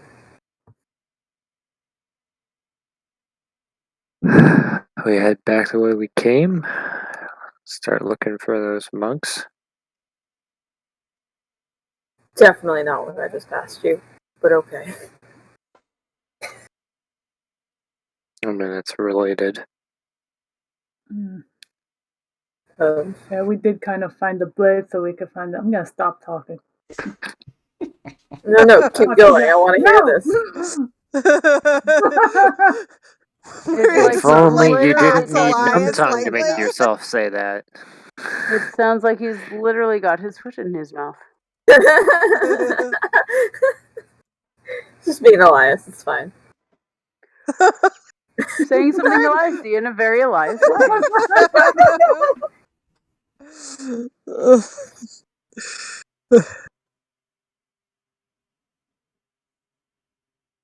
How long have we been gone at this point since we left home? Since you left 5 Home. years. No. home? A while. It's been at Yeah. least a full week. Yeah. More than I that. don't know how much of a One hell of a long week. Just timeline wondering about we have Leah's on that, mom is yeah. all. Oh gosh. Well, I mean, I the haven't concern been with Leah's keeping mom track of was time. was getting her. We was her getting spent at married. least 3-4 days in Gordon. Mm-hmm. Could Yeah. we? I can check in on her. Yeah. When you once you're not once I'm not numb tonguing it. No, I want to do it now. Do it now. Do it now. It might not Make work, numb though. tugging at a card, please. Does the spell work across planes? Because you're not really technically on the prime material plane right now. yeah. Oh no, There's a it does chance for it actually to work. fail. There is a Chance chance that for it. it'll Chance for it to fail. fail, but it's actually Right. pretty small. Okay. Yeah. So you might worth trying, though. We also might end up with your numb tongue contacting people we don't want to contact again. Yeah, I think we should wait. Let's wait. Let's not. It doesn't. No, it's okay. But He'll Guile, just the call priestess Velis' of Wolf sister again. again, and it'll be Yeah. fine. Actually, so the description just says you can see and hear a particular creature you choose that is on the same plane of existence as you. So we will. It doesn't say anything about. So Oh, is that I think we might scrying that has a chance that it'll fail? No. There's I something mean, that yes, has a there's chance, a chance. There's something that you can interact That's between like that. planes. Sending is the one. Yeah, that's what we were talking about. Oh, Yeah. I was. What were you yeah. looking at? Yeah, I can also do sending. What were you looking at? Scrying is what I was. Oh yeah. We're, Oh. Yeah, I can do scrying that. you I was can't. talking about sending, like... Scrying isn't talking really an about Super Wolf. interactive check-in. Yeah. Yeah. Yeah. We were all mean, like, yes, hey, you can how you also- doing? But yes, I can also do send. Yes. Scrying won't work because she's not on the same plane. But yeah, we have to. Yeah. We have to be on the same plane for scrying. That's why I was confused, because Sending I can, was like, yes. I thought There is a- sending had the chance, and then she read that, and I was like, maybe scrying is the one? That I didn't Yeah. realize she was talking about scrying. It's not arriving if you're on a different plane.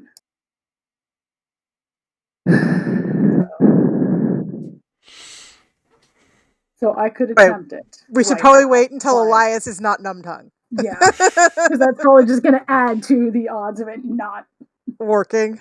getting through. Even if it does.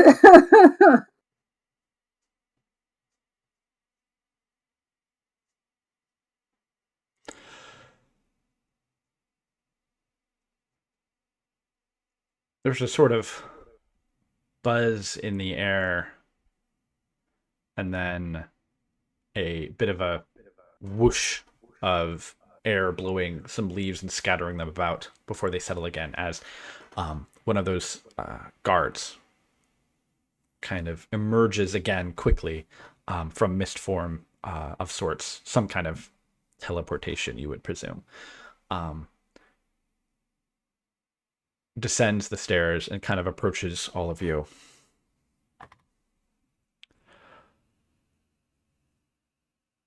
I've informed her lady that you have returned.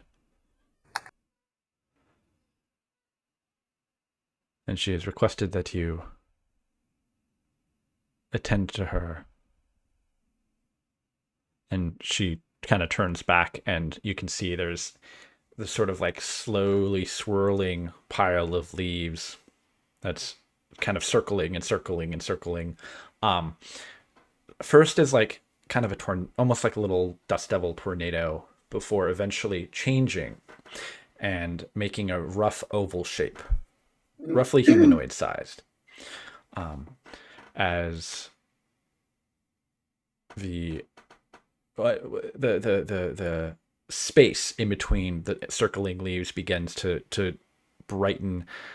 You can no longer see behind it, but rather this sort of just the sheen of golden, green, yellow energy before it eventually settles on to what looks to be a garden. A little difficult to tell exactly, but it is brightly lit.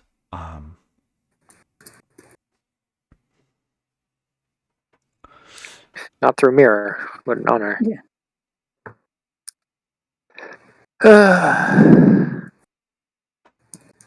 Stand up.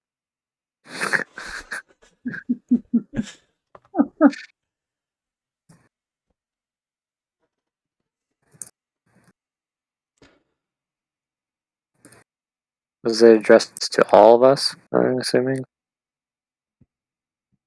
Yes. Okay. I would not presume you would go through alone. The invitation is extended to all of you. Well, Well, I'm not letting him go alone, that's for sure. They turn and step through the portal. You can then see after a moment they're on the other side and they kind of walk a number of steps, turn in place, and then are kind of watching. Yeah. Going. Presumably everyone else is following. yeah, we'll follow. Okay. All right. There is no sensation of movement or transportation. It's just like take from one step to another and you're just in a different place. This side, however, instead of a bunch of loose leaves, you can see you're actually stepping out of the trunk of this massive tree. Not like Home and Telyana massive, but just like regular big. The courtyard that you've stepped into is just a riot of plants that are, at first glance, it looks like it's overgrown, but on second glance, I guess, everything is very carefully pruned and plucked and placed to give the appearance of wildness. But you can see there's actually a strict hand that has governed the plants and flowers and living things in this particular garden. It is large, dozens of feet in every direction. And you can see ringing on three sides what looks to be a wall of sorts. Looks almost made of like living wood, like grown up out of the trees and plants and stuff around it. And on the third side looks to be a large pavilion that sort of is multi-tiered. Very Rivendell style architecture. But the layout and the positioning of everything is very, very, very similar to the ruined castle where you encountered and eventually killed that other Fey Queen. Fey Queen.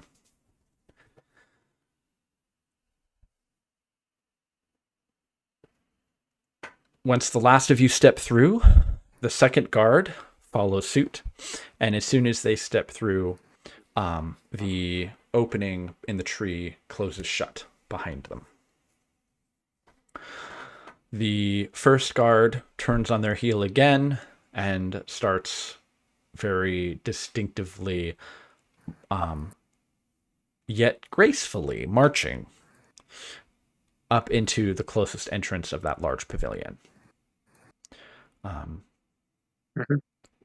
Wordlessly. You gather that you're supposed to follow them.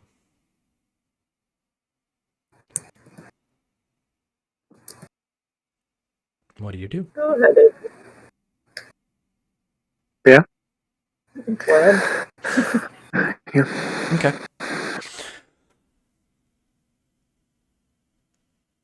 The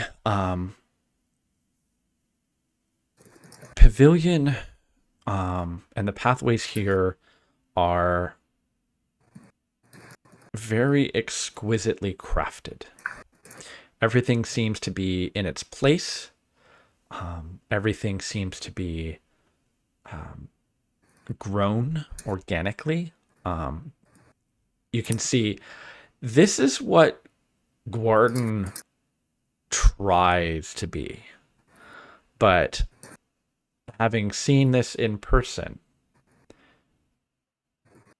the elves of Guarden really pale in comparison to the graceful architecture, the effortless beauty of the environment here.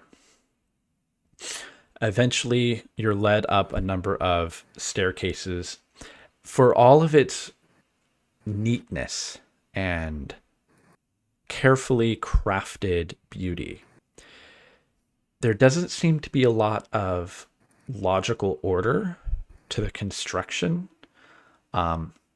Stairwells that sort of double back on themselves, rooms that are alternately large and small. There's a certain chaos at work in the architecture of this place. Highly unusual. But eventually, you are brought to an open. I'm trying to think of the appropriate word for it, but it's basically like a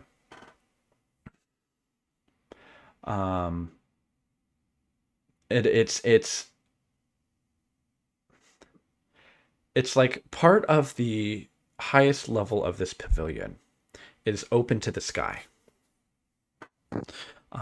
But this is very much a throne room of as best as you can describe it. It is a long, narrow, rectangular room with all of the plants and the trees and everything getting steadily larger and larger and larger the further back it gets, to the point where by the time that you get to the end of the hall, maybe 100 feet away, which is unusually large considering the small spaces that you've been traveling through in the rest of this strange place. It's almost... You'd almost wonder that there's something magical in nature about it. Things get smaller as they get further away. That's sort of how you can kind of be spatially aware that something is further away because it's smaller. But everything is... There's this strange sensation of your brain constantly switching back and forth between, this is someone who is a very far distance away from me, 100 feet. But because of the just increase in size, there's this strange visual effect of they're actually right there in front of you. And so there's just this constant unease as your mind can't quite reconcile what it's seeing. And there's nothing magical in nature about it, other than perhaps just the magical nature of these plants that are unusually large. But the guard stops before you get more than 10 or 15 feet into this lengthy hallway. And they kind of step to the side, and once they do, it was almost... You couldn't quite tell, but you can now see a figure standing amongst the plants at the end of the hall. It was almost like they were camouflaged, of the exact same color and shape as everything around them. But she shifts, and you can immediately recognize the form of Saoirse. Tall, lithe, but with a strange mix of elven and furbolg-like features. She takes a number of steps toward you.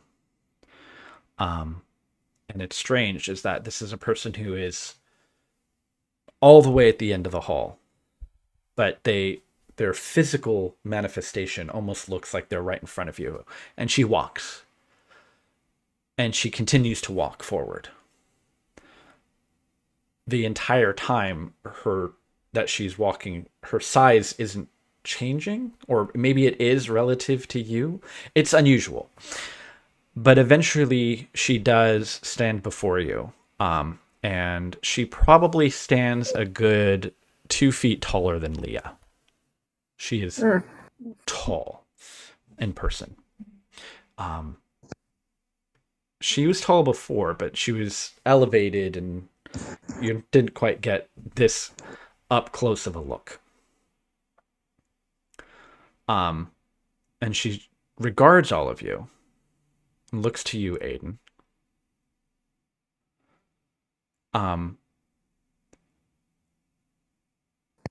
She turns her head to the side ever so slightly.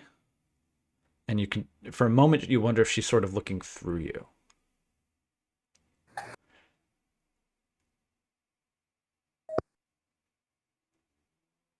You have all agreed.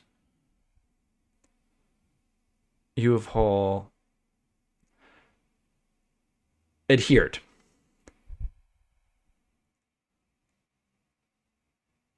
to the rules set forth.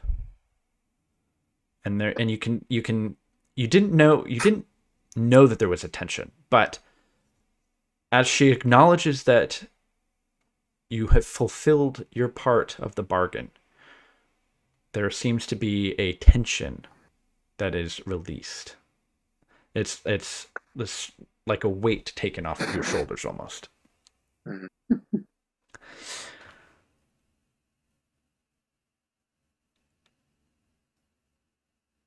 It was not by your hand that the Baron came to harm.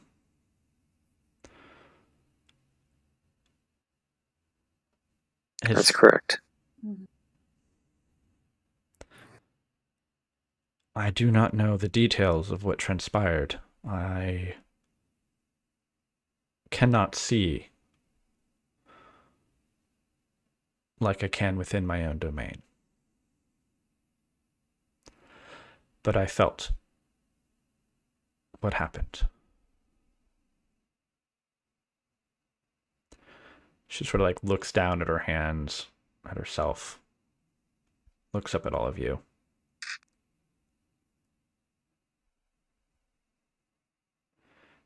You have retrieved the item you sought? I just kind of nod toward Velas.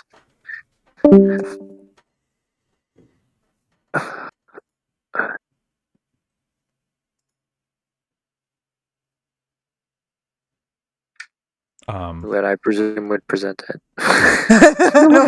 Do we want to pause for a Certainly moment? hope so. And I think what we'll do is I can pause the recording, so I don't think it's going to break it into multiple things. So I'm going to pause. I think.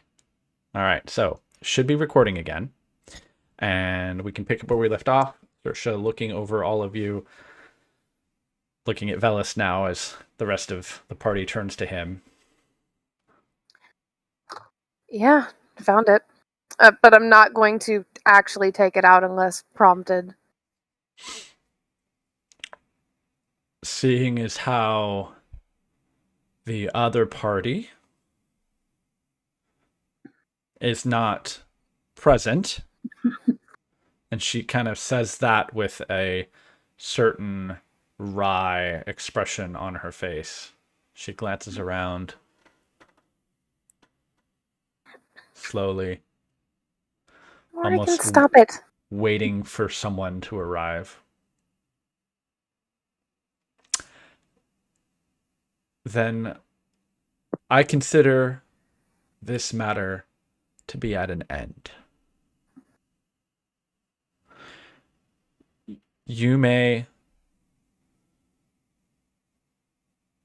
leave of your own free will. You may stay in my domain if you wish. I hold no enmity, nor offense.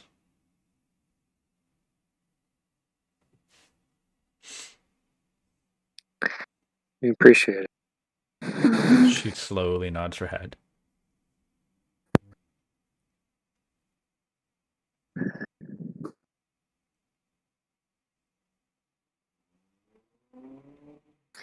So, yeah, how exactly do we get back without dealing with his pissed off family?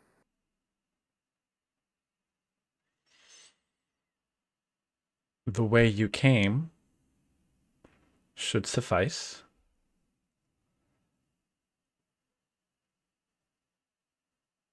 I don't think they're likely to start something since it's been settled officially.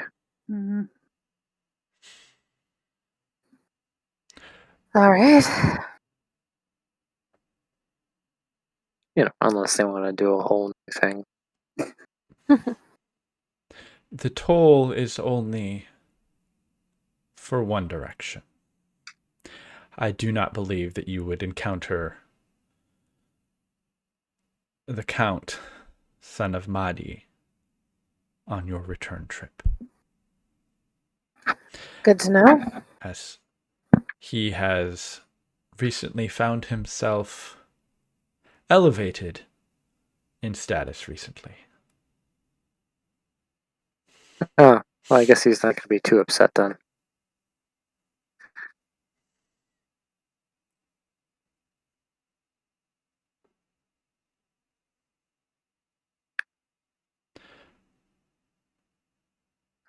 Get out of here the better, right?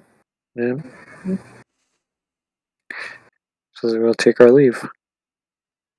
She bows her head.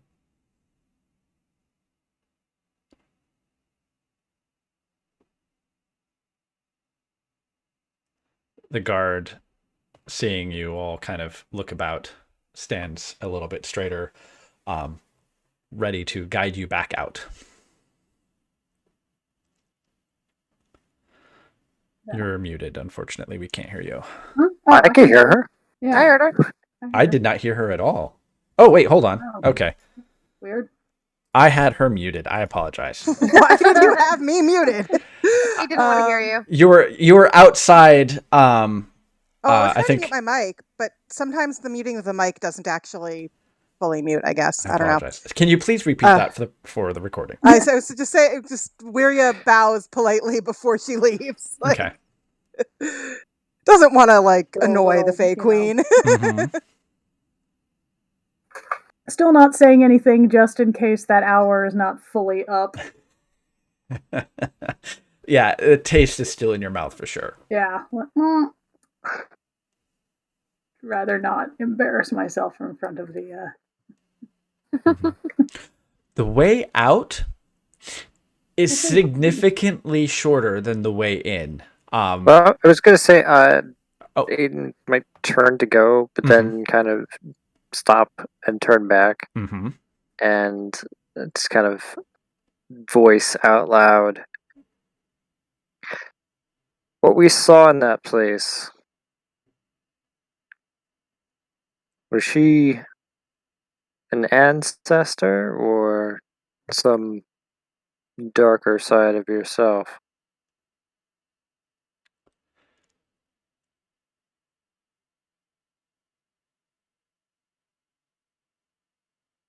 Both, in a way.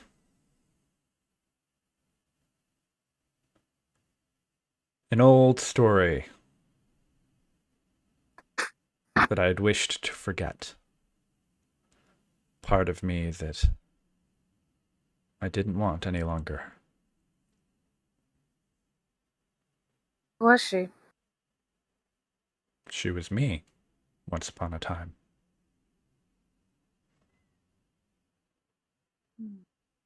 Then I was Lilith. Now I am Saoirse.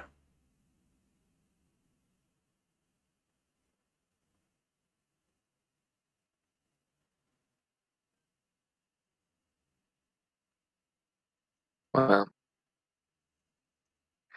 May she rest in peace. There's very little emotion on Saoirse's face.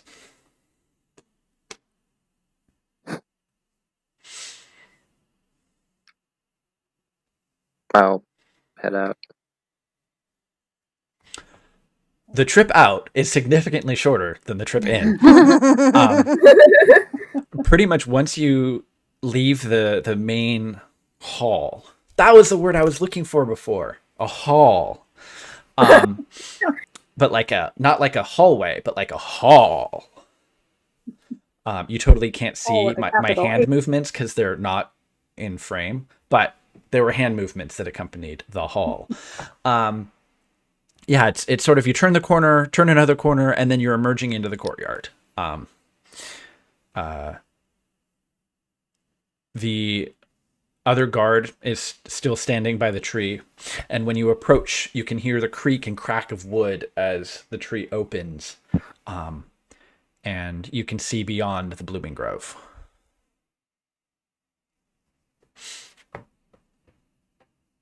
The guards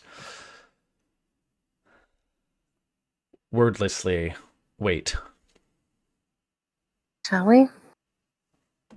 I think that's the plan. Okay. You each emerge into the blooming grove. If at all possible, it is dimmer, quieter, and even later than it was before. It is almost abandoned. You can see the sleeping forms of a few folks here and there, but otherwise it is still and quiet.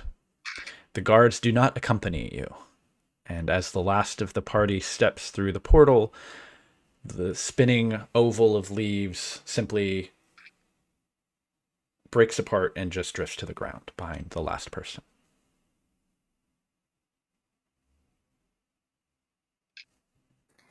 Oh, it's late. I think the sooner we get out of this Fae place, the better. I agree. I don't know about anyone else, but I think I'd rather spend the night out there than in here again.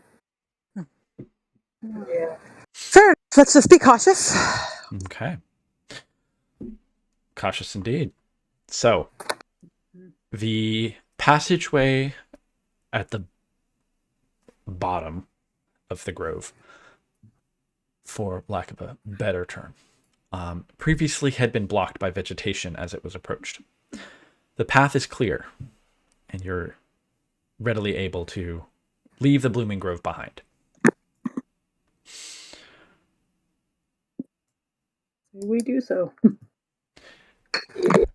The trek through the forest is quiet. There's the occasional call of some nighttime animal. It is dark, but not oppressively gloomy or spooky or misty or anything anything supernatural. It's simply evening in the forest. On your initial foray here, there was a decided path that was clear cut through the forest with thick, heavy vegetation on either side. The return trip, it's a little bit more open, a little bit more loose.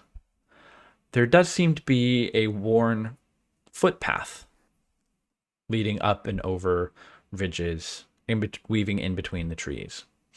But it's not nearly as directed as the one that you took to get here.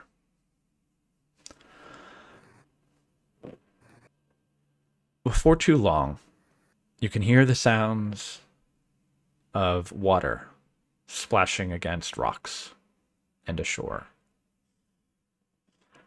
And eventually you come to an opening in the trees and the river.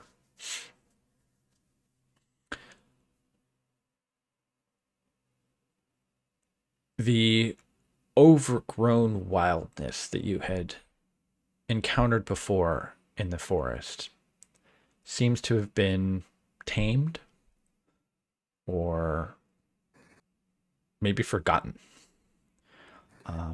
And in the moonlight this late at night, you can see this shore seems not much different than the other one.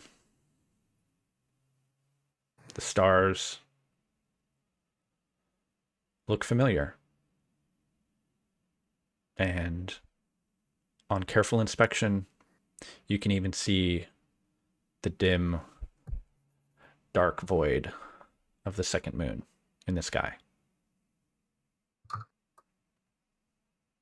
Does it feel like we've already passed out of the Fae space then?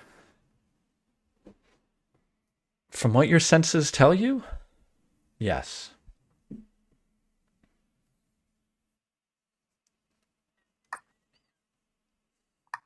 Well, do we want to spend one more night in Guarden or just camp out in the woods?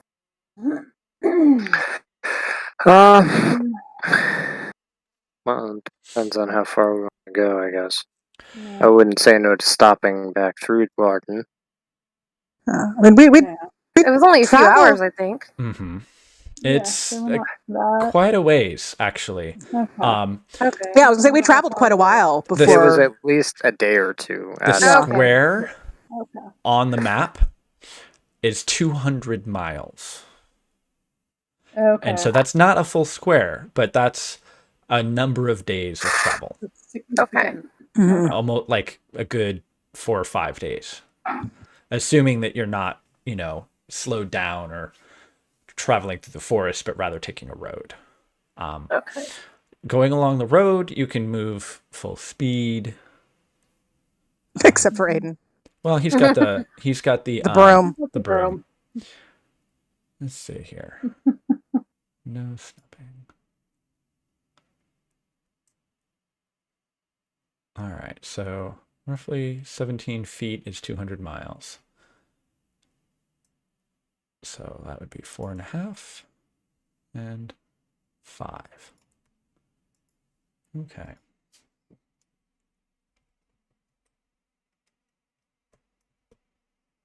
Yeah, it's about 100 miles. So it's about 4-ish days. Camping it is then. Is Elias's mouth still tingly, or do we think it's safe? Go ahead. It has been a very, very long day. You all woke up in the Sorrowmurk, deep in whatever demiplane Saoirse rules over, and you traveled most of the day to get to the Grove. Spent an unknown amount of time dealing with Saoirse, and then leaving her domain. It is early in the morning, not too long after midnight right now. And it has been a very long day. Not for you, but for your characters.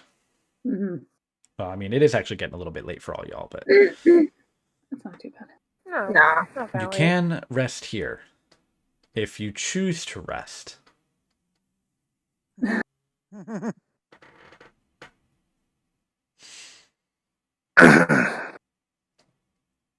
guess that's. I don't know if it's getting late. If I should check in with. I mean, before you rest. Wow, I just forgot her mom's name. Shepherd. Shepherd. Thank you. It's been a long day.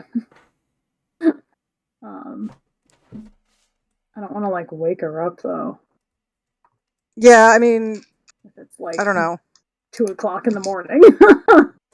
Yeah, I mean, you could fair. try a scry at least look in. Yeah, as long as she's not sprouting tentacles, I think it's fine. That's fair. You could just scry. Fair, yeah. As long as she's not sprouting tentacles. Yeah, I could try a scry, just see if how she will. I'll try that.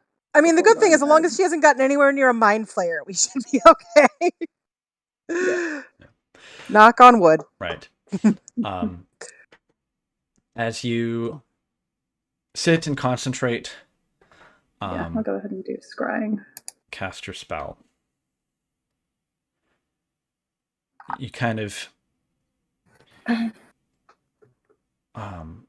have you scryed since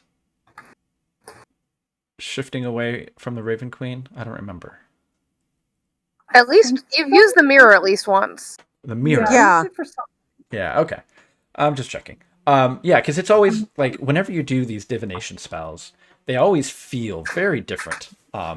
Yeah. Yeah, the Raven Queen was always like cold and abrupt. Yeah. Saren Ray's influence is much more calming, much more relaxed. As you finish the incantation and sort of will yourself, it's more that you just kind of like open your eyes and look around, and it's almost as if you're in the room with her. You can see she's in bed, sleeping at home. Your ability to perceive things that are not her is a little bit more difficult. It's dark. There are no lights other than a little bit of starlight filtering in through one of the windows, but you can definitively hear Champion snoring in the bed next to her. But it is quiet, and she seems to be sleeping peacefully.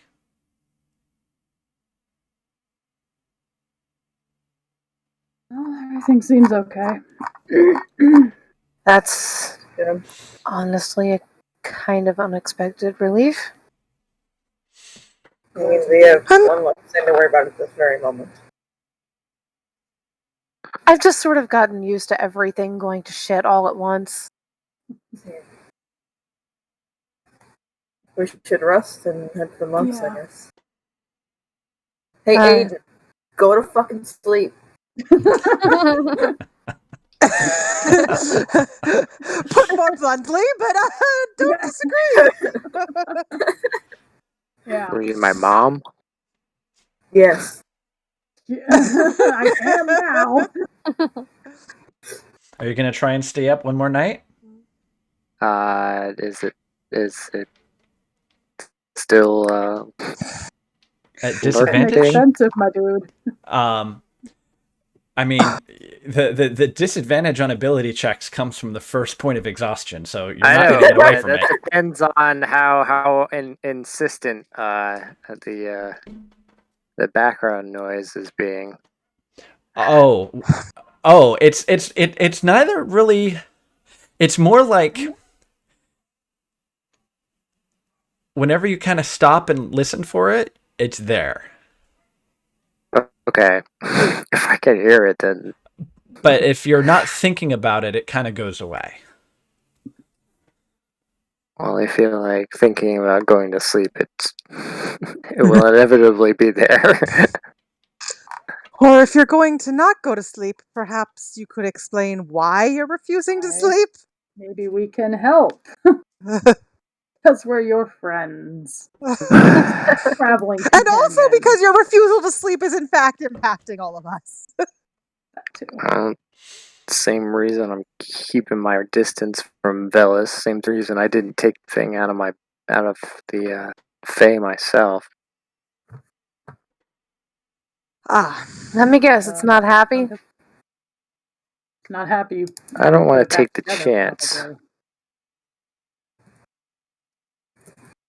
So why go all that way if you don't trust it?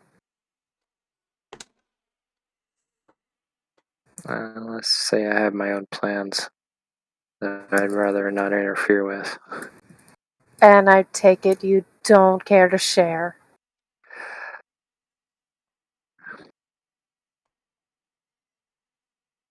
No, I should. Yeah, at this point, we should probably have at least a, vague idea. Tired for this shit. That is completely unsurprising. I feel like that's your own bad choices. Oh, it's always. I would rather not put the sword together So I can use it as a bargaining chip. That is Because the mind flayers in Guarden offered me a trade. okay. My brother for the sword. Oh, That's interesting. news. Suppose I can understand your determination. Yeah. Oh, it's a bad deal. I know it's a bad Yeah. deal, but Probably now I is. have a piece of the sword, presumably they're not aware of, because last thing they knew, I only had the rest that I was killing them with. In my experience, all deals tend to have, a bad vibe to them. Well, especially deals with Mind flayers? particularly problematic entities. True. But basically, now that we have this piece, I have an ace up my sleeve that I would like to use as effectively as possible, and I can't do that if the sword is whole. All right. Aside from the Well, fact that Alice who knows what your sword would do if it was all, Well, since it seems to have a mind of its own. that's just our goals are aligned, I guess. is As there far as you know.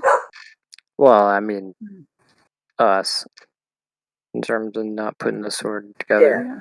That's what you meant. That's why I Fair didn't enough. really complain about it.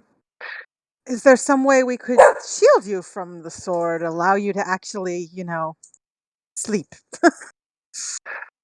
I mean, if I sleep, I doubt it's going to do much more than complain. But it has tried to exert its will before.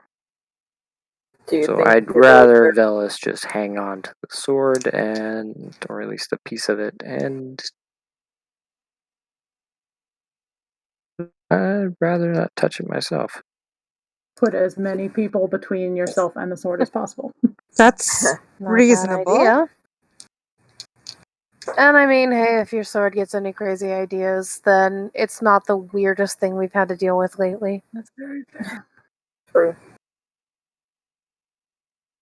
I guess. Get some sleep. You're not helping anyone like this. Least of all yourself. Fine. Yeah. I think between a lot of us, we can keep you separated. Yeah. We can just include as part of It's fine. include in part as part of keeping a watch. Keeping a watch on Aiden. Keeping a watch on Aiden. Make sure he doesn't Attempt to grab the sword. Yeah. That seems like a better solution than just Not exhausting yourself forever. Yeah. Yeah. trying to get.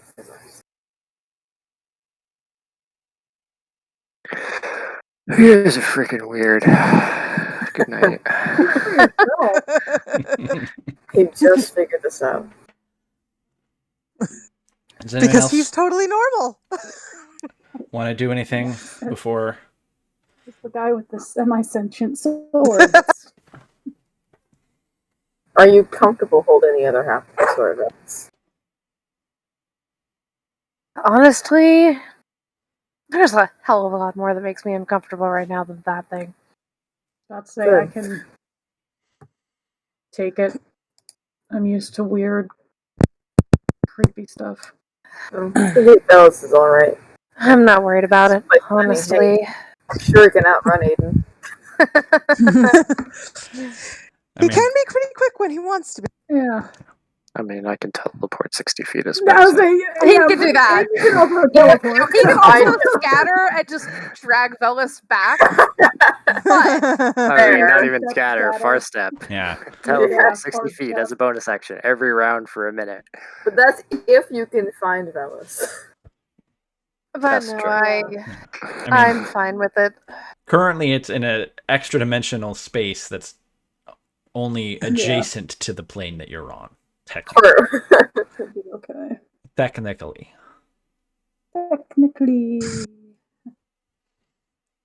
Alright. Alright, who wants to watch? Did you want to take it out of the bag and handle it? No. It's not. I mean, if Velas is carrying it, it hasn't been in a bag. Because I don't have the bag. Oh. The bag, so But- maybe Velas has the bag. I mean, Maybe I Waria could gave have the bag. Velas the bag when he I was could have carrying the his bag, sword. but I just assumed I was carrying it in like a regular pouch because that's what I have. Yeah, no, I mean, it's not in the bag of holding. It should go in the bag of holding. I will no, I take the think bag of Huck, holding. stop it. I think if there had been any evidence, well, Aiden didn't say anything until now. So if it wasn't already in the bag of holding, Waria would give Velas the bag of holding to hold the goddamn sword. Yeah, I will put it in the bag of holding and carry the bag of holding.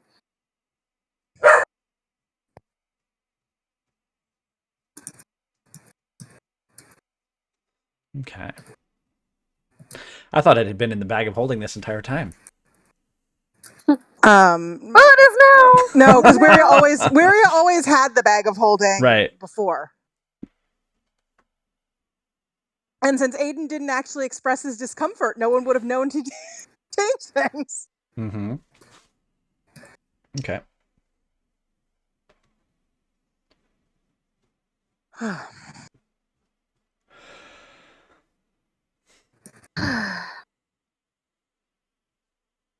Perhaps double watches. I think so. I think that I'm not. the more... I don't think we stop playing it cautious anytime soon.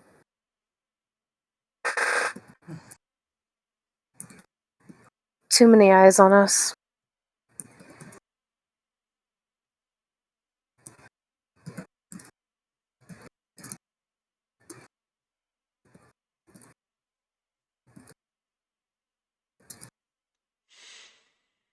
Okay.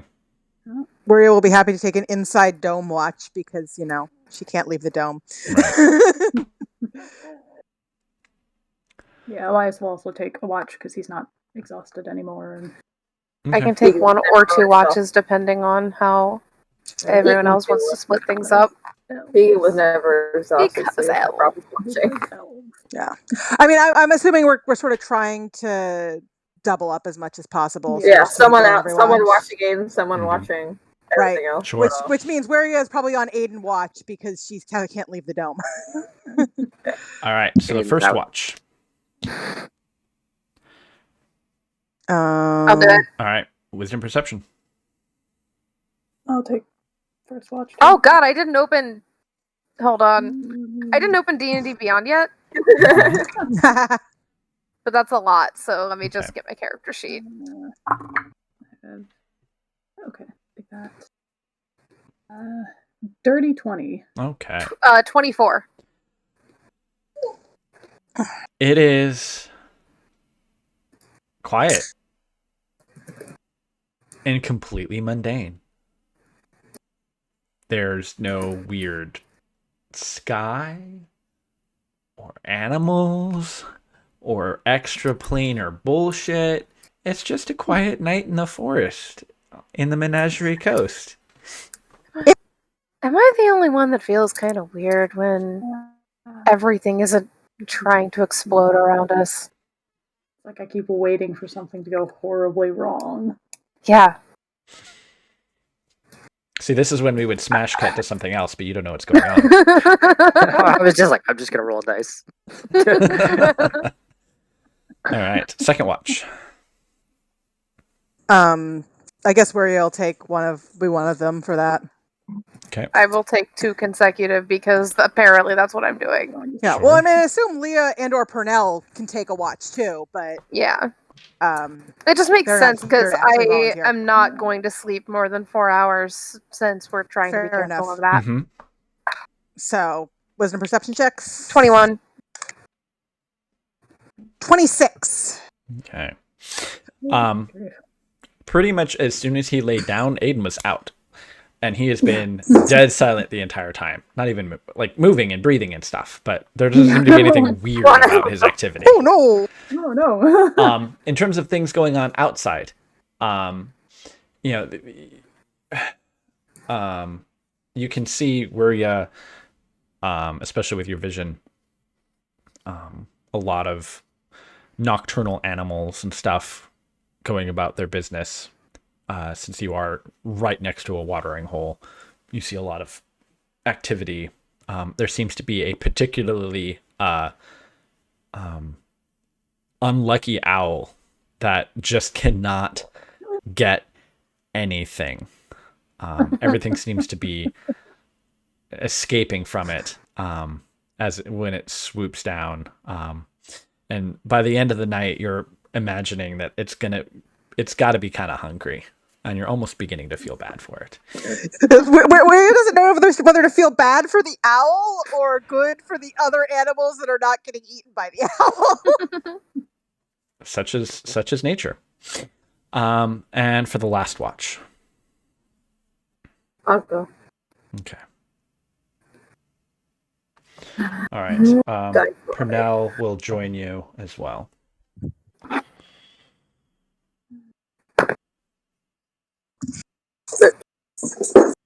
Hmm?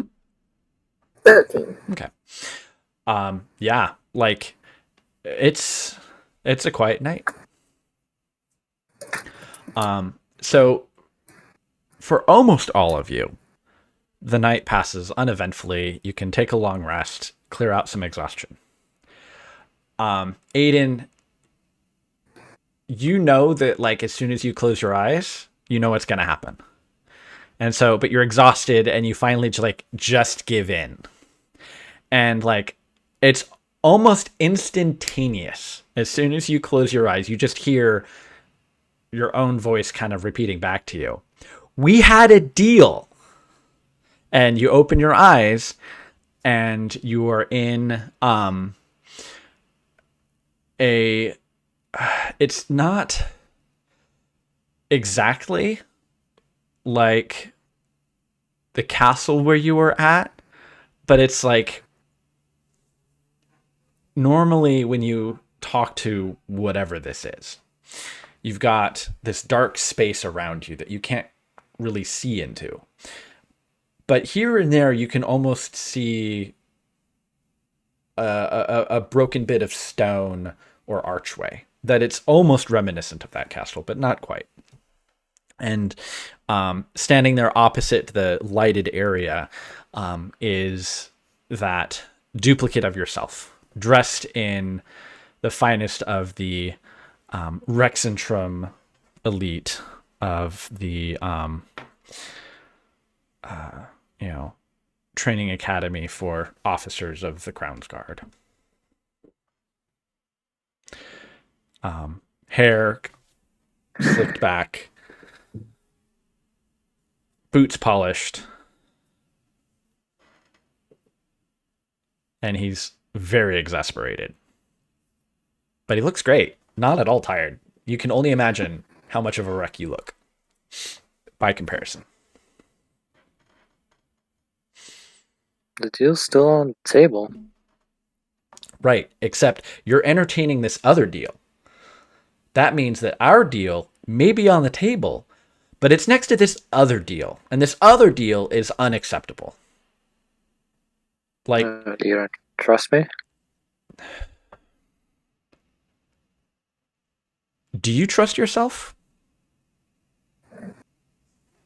So that's why I went out without sleep for 2 days. I trust you enough to understand these are things that don't make deals. You think you have an ace up your sleeve, but you're not even playing the same game they are.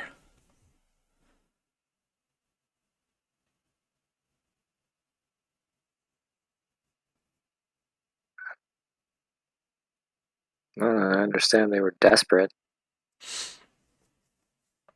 There's a reason why I've pushed you to find all of the pieces. Because we're a threat. I'm a threat. Together, we can get your brother back.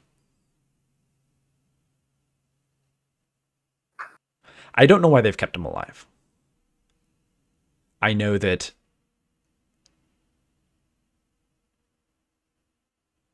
he must have some value to them. More value than just as a slave, or a body, or a brain, or a meal.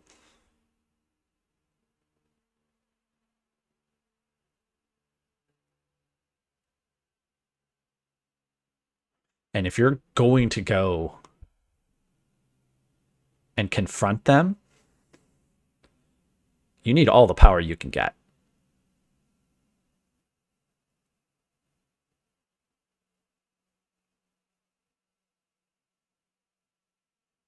I've had a lot of people telling me that I shouldn't just rely on myself.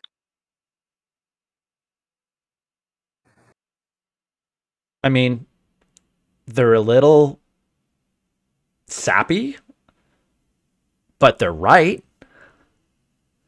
I mean, their heart's in the right place. Some of them are a little naive, yes, but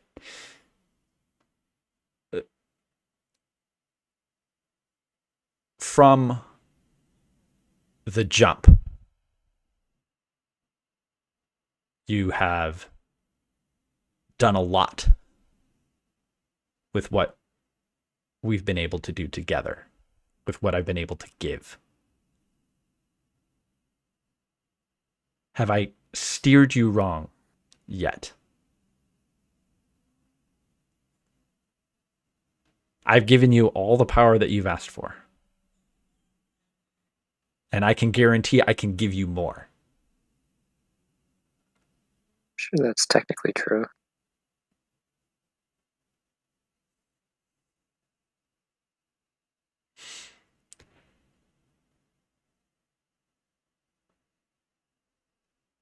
I was made for a singular purpose.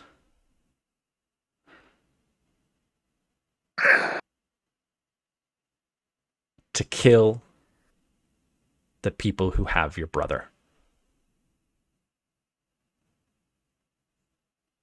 That is my goal. I can't do that alone. You have all your memories back, that won't change.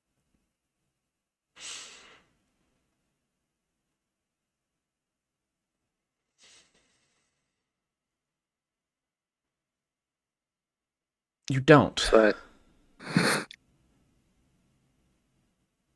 Hey.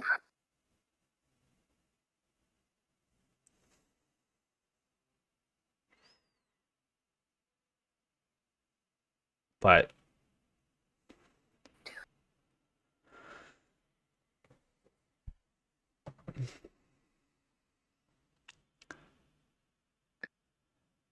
I'm not expecting it to play out like a fair deal. I'm between you and me? No, between me and them. Oh, it's not a deal.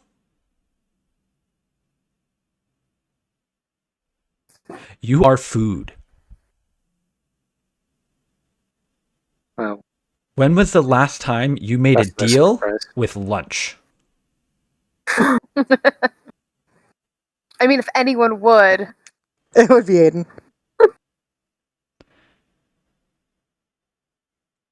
What kind of bargaining chip do you think a sandwich has? Sandwich with a blade hidden in it.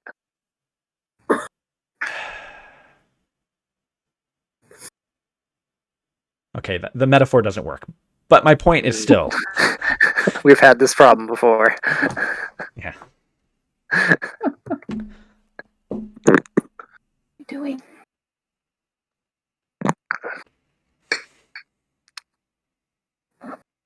All I'm trying to do is create a circumstance where they bring my brother out in the open.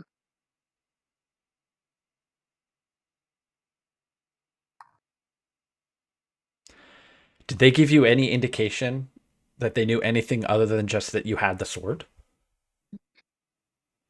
Because you can still pretend to give them the sword. But I'll tell you, if it's complete when you swing at them and surprise them and go, there's a blade in the sandwich, it'll be a lot more effective.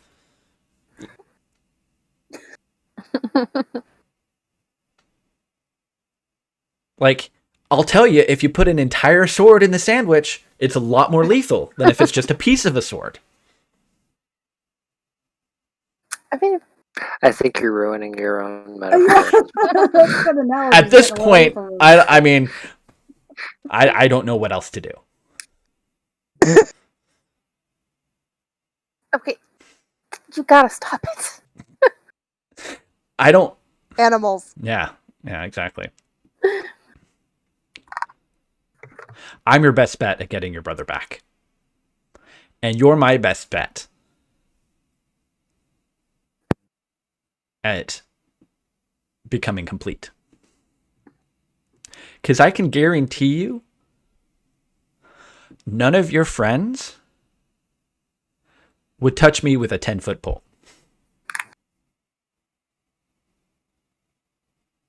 Probably right. I don't know about that. Depends on the situation. Maybe the Dragonborn. Yeah, if only to just like throw you in the ocean or something. I would really not advise that. No.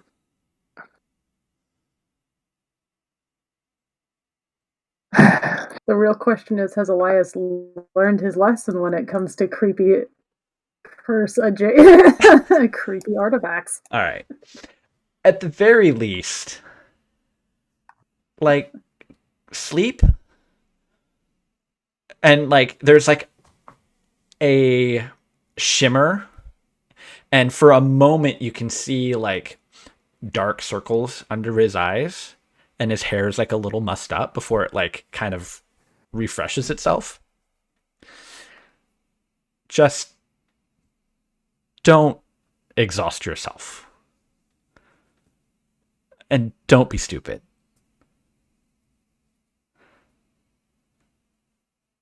And he just turns and walks away, and the sounds of his boots against the stone eventually fade to silence, and you're just kind of left alone. He's your new mom.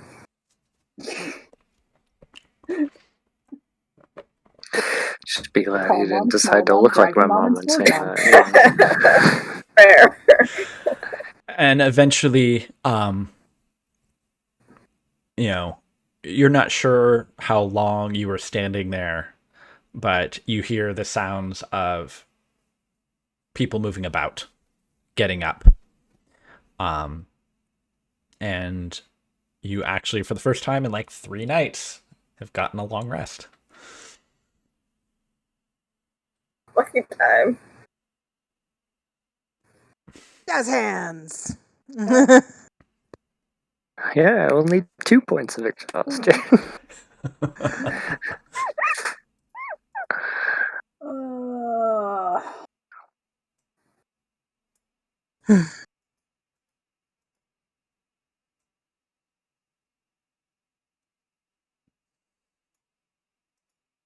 Well, that was a quiet night, at least. Yeah. For most of us, anyway. Stepping by. Just looking over at Aiden. Like, Not happy. You look less tired. At least. So By some miracle. Well, so are we headed for Guarden and then the mines, or? I don't think we're heading into the mines. We're heading into the mountains next. Oh, the mountains. Sorry, Somewhere that in the was Jerusha brain. Right. It's staring at a map that says mine in large letters. So Guarden and then the mountains.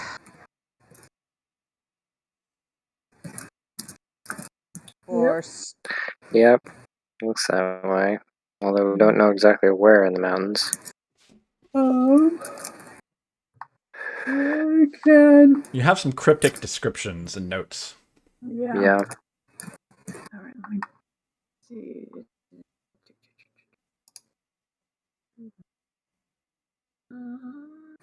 Is there any way we can find more, or is it just wander in the mountains? Well, I think we know the general area. I do have With I the have commune. eventual, now it's been a week. It's been more than a week since you left Gordon, or at least what remained of it. And depending on the amount of aberrations that may still be left in Gordon, there are guilds and libraries and such in the city of Gordon that you may be able to look and do research in. Since the city's not, on fire or overrun. Just saying, there's like a whole city where most of the people who would jealously guard all of that are now gone. And assholes anyway, so we don't care. Yeah. Have we ever actually really stopped to do research before doing something? No. I mean, we've had Elias like all of our research has been, hey God. Elias, that's the Raven Queen shit. Yeah. Closest we've come to research. What though? We did visit. I mean, when we visited Witch Hazel, that was sort of research. True. Kind of, yeah. Research adjacent. Right. I mean, about as much as going, hey, Raven Queen. What do you know about? I mean, I would imagine that Elias, would he have experience? I don't know, he's in the militia, then doing priesty stuff. Not a whole lot of academic experience. Not really, no. Yeah, He's Aiden not really for a sure. Person. Yeah. If you wanted to find information in a museum, he could probably help you get there, but maybe not a library. I don't know. I'm trying to imagine. I don't know Hegan as well as I know the rest of you. I think Elias's brother was more the book type. Right. I mean, Hegan like to know like librarian. She'd be really good if there was a librarian. When it comes to like books, he's not super efficient, but artifacts and that kind of stuff. Right. If only this was my knowledge cleric. So maybe there's a random person left in Gordon who is a librarian. We can find them. To be fair, Hagen does have a lot of fascination with like learning about racist stuff anyway, so maybe a librarian for him, but yeah.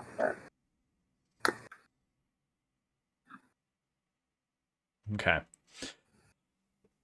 The trek back over the next couple of days, much like the trek here,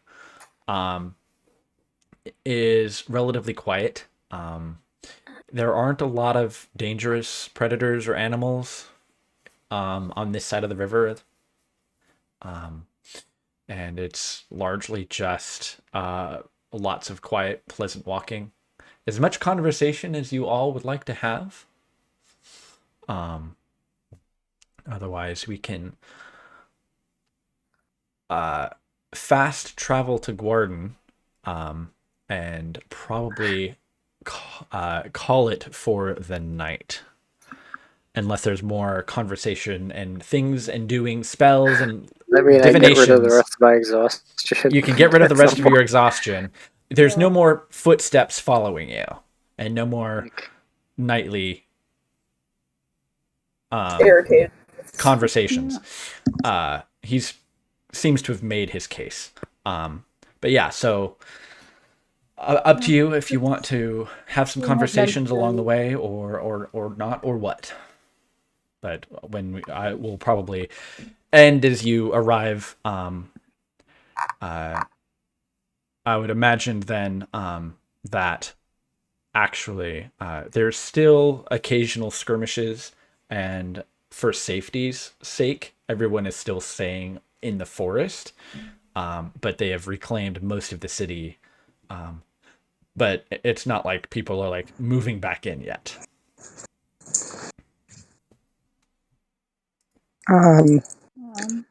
Well, yeah, Kristen once mentioned last time wanting to do some. Mm-hmm. If there were conversations you still wanted to. Right. I mean, I want to talk, but I don't remember what I was thinking of. I mean, I think knowing that we don't know a whole lot about where we're going or what we're doing, we're just gonna try to ask around and see if like anyone knows a lot. She's gonna try to find a goddamn librarian. I mean, there's stuff I want to try and do in Gordon, but right. I don't know if we're going into that just yet. If there's stuff that you want to try and find out, either like let me know in between now and our next session so that I can, prepare in case you've got like. So some of the stuff I know, some of the stuff I don't. So I want to make sure that I cover all the bases. Mine isn't really more information rather than finding people who can do certain things. Gotcha. Okay. Well, message me offline. Okay. Was Elias going to try and cast any spells though? Yeah, I can do sending just to check in with Shepard. Okay. At some point. I like that. Just making extra sure that everything's okay. She responds affirmatively. Everything's fine. Just checking in. Wants to know how Leah's doing. She's good. Pretty good. Use another spell slot to say she's good. So badass and right. Tall. From the rest of us. She is not really a very conversant sort. She would probably give Aiden a run for his money in terms of conversationalist. But her replies are warm and positive, if a bit perfunctory and short. But she is fine. She's glad Leah is fine, and she is glad that you are still with Leah because she was worried about all of you. You wouldn't survive without Leah. How many moms do we have now? All the moms. Many moms. Picking up moms as we travel the Menagerie Coast. Right. You guys need lots of moms. You are unruly and stabby. Mm-hmm. What do you have? A knife? No! Where is the our least entire stabby? party? Because she doesn't have anything to stab with right now. What do you have? A pact? No! I'm gonna try to catch Bellis's ear at some point. Yeah. Just catch his ear. Yeah. What is it going? Figuratively speaking. So how do you feel about a potentially dumb idea? That depends entirely on what kind of dumb idea. Attaching an arrow shaft to the rest of that blade and shooting it out of a bow. For what purpose? An ambush. Okay, I'm listening. I didn't anticipate this trade to go truly off, but can at least get them out in the open. Could hit them with something they're not expecting. Do you think it'd do anything on its own? Just the one piece? It's the same material.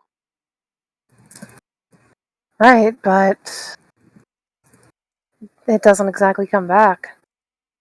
They run off with it. I guess we're not in any worse of position than we were before we picked it up. up. The idea is to kill them before they can run off. Well, this might just be,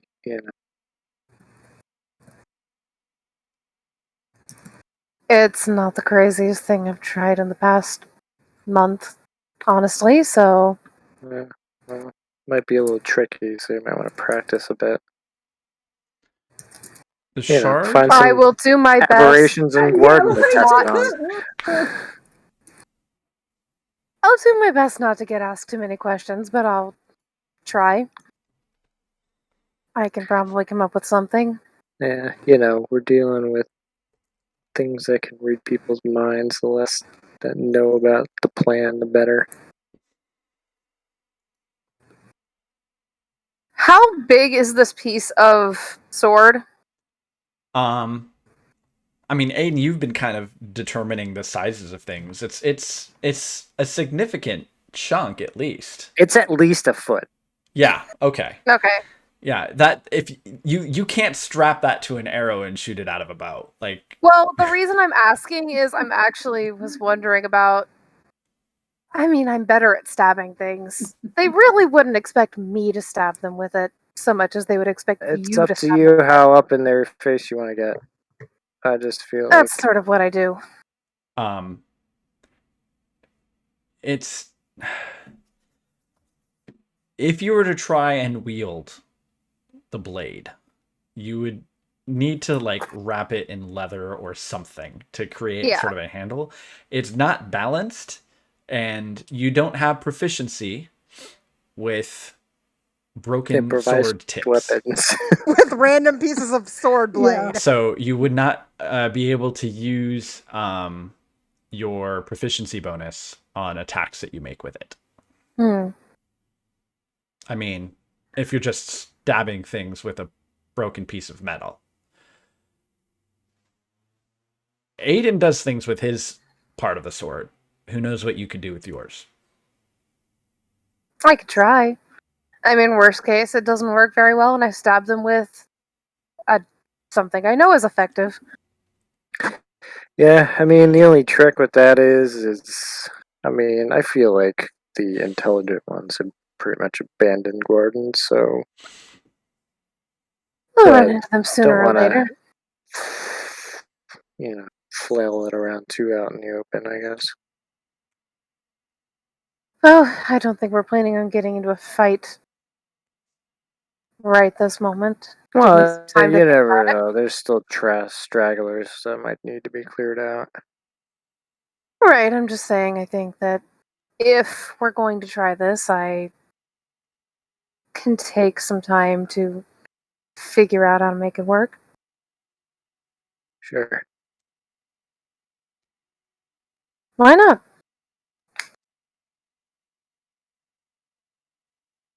That's basically the entire question that I came up with this. Why not? I mean, worst case, it doesn't work, right?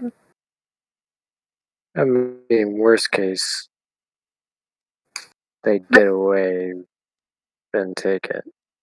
Yeah, but I feel like there's less chance of that if I'm holding on to it.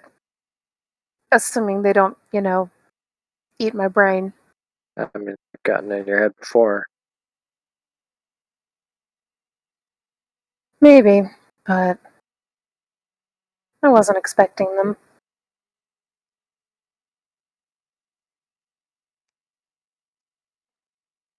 I think I can handle it.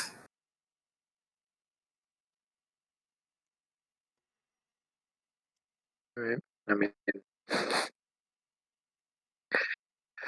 that's why you're the one who has it.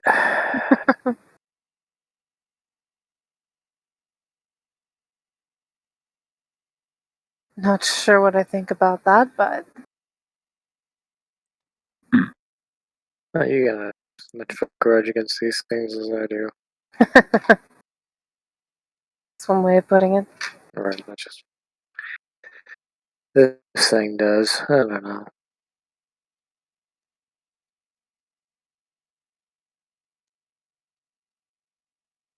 Well,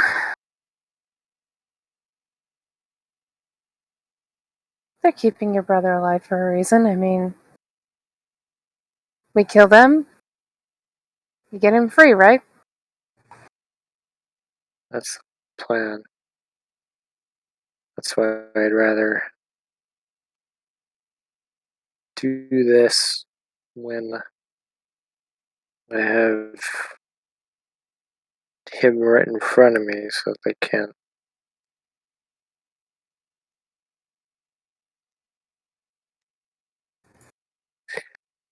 I just make sure he's taken care of.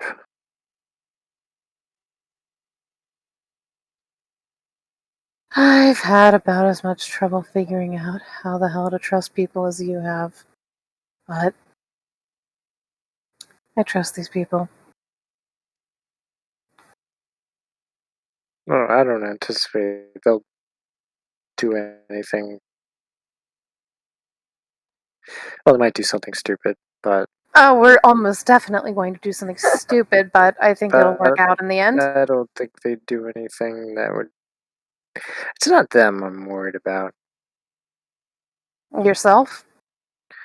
Myself, mind flares, the sword.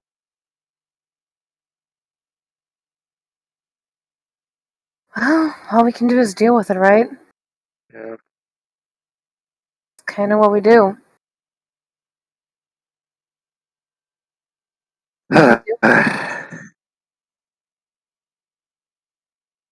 At least that's what I'm trying to tell myself when I think about murderous spider people. We deal with it. Yeah, just kill him. That's how you deal with it, I guess.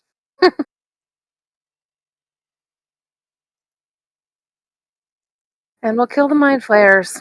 So, Yeah. try not to worry too much.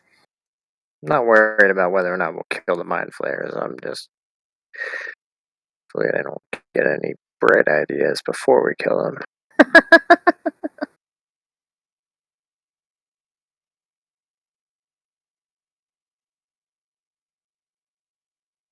Well, I'm going to start thinking about how the hell to turn a broken sword piece into a functional dagger.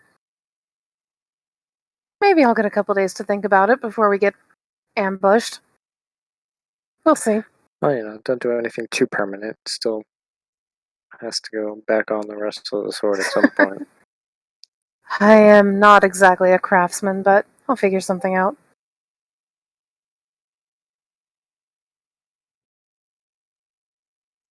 That's a character. If one of you guys is willing to talk to Wiria, she does have woodworking skills and can probably make you a temporary handle. Yeah, she probably and you could. do know she has woodworking skills. But you'd have to be willing to talk to her. Gonna try a couple things, and if that doesn't work, I'll talk to Wiria.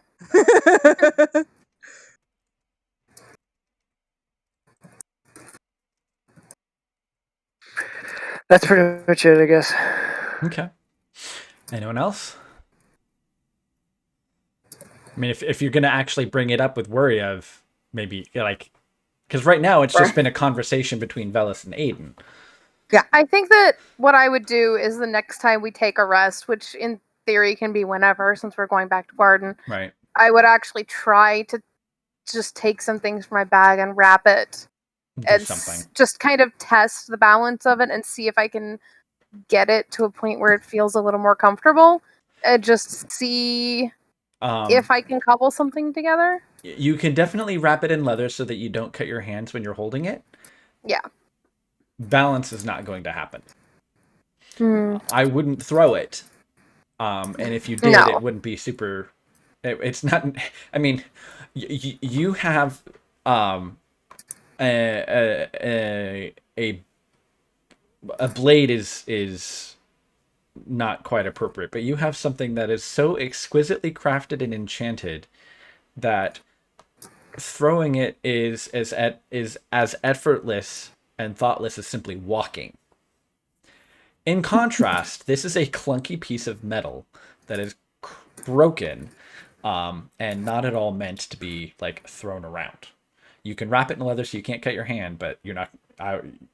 You don't think throwing it is going to be very effective. No, I just want it to be comfortable enough to hold as a held weapon and just take some time to get used to how it feels. Yeah, I mean, it's awkward. This is not a regular normal weapon. You're right. But serviceable, and you've seen what this metal does to aberrations, so. Stabby stab. Right. Actually, I would want to talk to Waria. And actually just say, so you're really good at figuring out what shit is. You think you could see if there's anything different about this piece compared to the rest? I mean, I can try to identify it, but my guess is it would come back the same. I mean, probably, but certainly give it a shot. At least so we'd know whether or not there was some kind of corruption from where it was. I can certainly try. I'd just be a lot more comfortable carrying this around if I had some idea. Waria pulls out the pearl and sits down to cast Identify on that piece of the blade. Okay. So it is definitely magical. You've never interacted with a sentient weapon or item. You have an academic understanding that they are rare and that they do exist. You get a sense that if a weapon were sentient, this would kind of... It's not exactly completely self-aware. There is some kind of spirit somehow embedded within the blade. Okay. But it is a broken blade, and while it is of this unique material that seems to be very effective against aberrations, and there is some kind of spirit inside of it, you think to effectively wield it, someone would likely have to attune to it. Okay. And then looking at what Aiden's blade does, it would probably then become a usable weapon of some form. But there is definitely some presence within it, although it's not outright sentient. So, how do I explain this? There's something in this blade, or this piece of the blade. I suspect, given what we know about Aiden's sword, that maybe it's a piece of sort of what is stronger in his sword. But it's not sentient in itself, which I kind of think Aiden's sword is certainly sentient in itself. But the metal is useful against aberrations, and the one thing that I'm a little concerned about is to maybe wield it more effectively would require, well, attunement. But I don't know what attuning to this would mean as like just a piece. All right. Mostly I just wondered if it was, cursed or, going to try to kill me because I'm carrying it in my bag. There's no curse. Identifies curses, and it's not cursed, but there's definitely it has a will. No special curse or anything. It has a will, and so I don't think it will.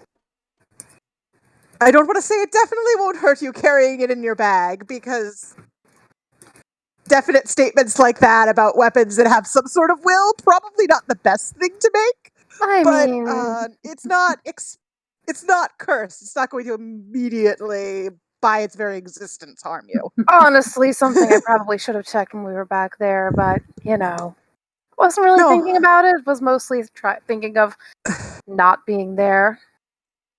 That is very fair, and also just not having it with Aiden, who clearly did not want it in his possession at the time.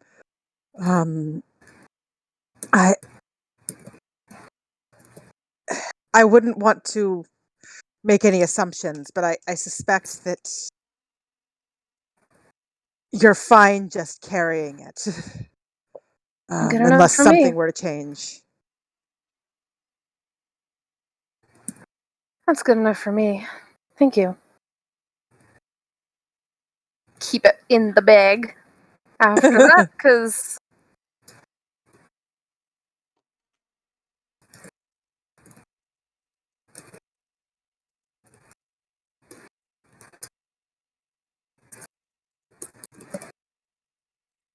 Okay, anyone else want to take care of anything? On the way to Gordon? I mean, I feel like Weary would check in with Purnell, but Erin's not here, so she can't really do that. Yeah, right. So what we'll do is we'll reserve the activity for... So we won't do anything at Gordon yet, because Leah and Purnell may want to do things along the way. That's fair.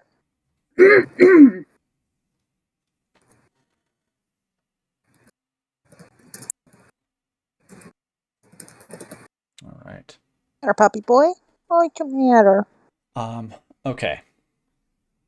In which case, there's whispers happening. Oh my god, why won't this end?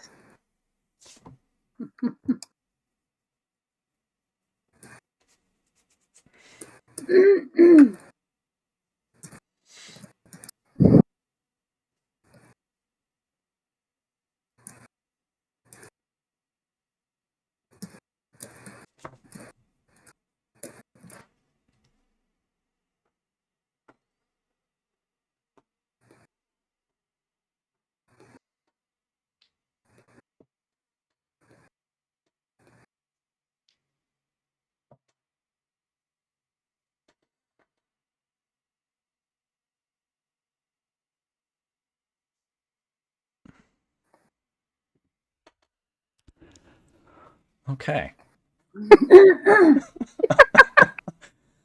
I know a little bit about what's happening. Yeah. You know nothing. I mean, I know the general idea of you know nothing. Right. So a night or two in, basically, Velis sort of from his trance effectively like wakes up screaming. Just so you all know, I rolled my Velis die. That's what I got. Oh no! So I'm not sure what happens other than Velis wakes up screaming. And I think that's probably where we'll leave off for tonight. So you can figure out what happens? So I can figure out what happens. Because I didn't ask for this. Yeah. Oh man. That's amazing. Right. What's Velis's charisma modifier? Pretty good. It's actually he has a 16, so it's a +3. Okay. I'll say your charisma's pretty high. Yeah. He's got decent charisma, but Right. No, that's fine. So I'll have to figure out what happens. Fine. But what I'm going to do is I'm going to end the recording here. So to anyone who happened to be watching, thank you for watching. Flint will be back to run things next time. And if you're watching this, Flint, hi, good night. I didn't.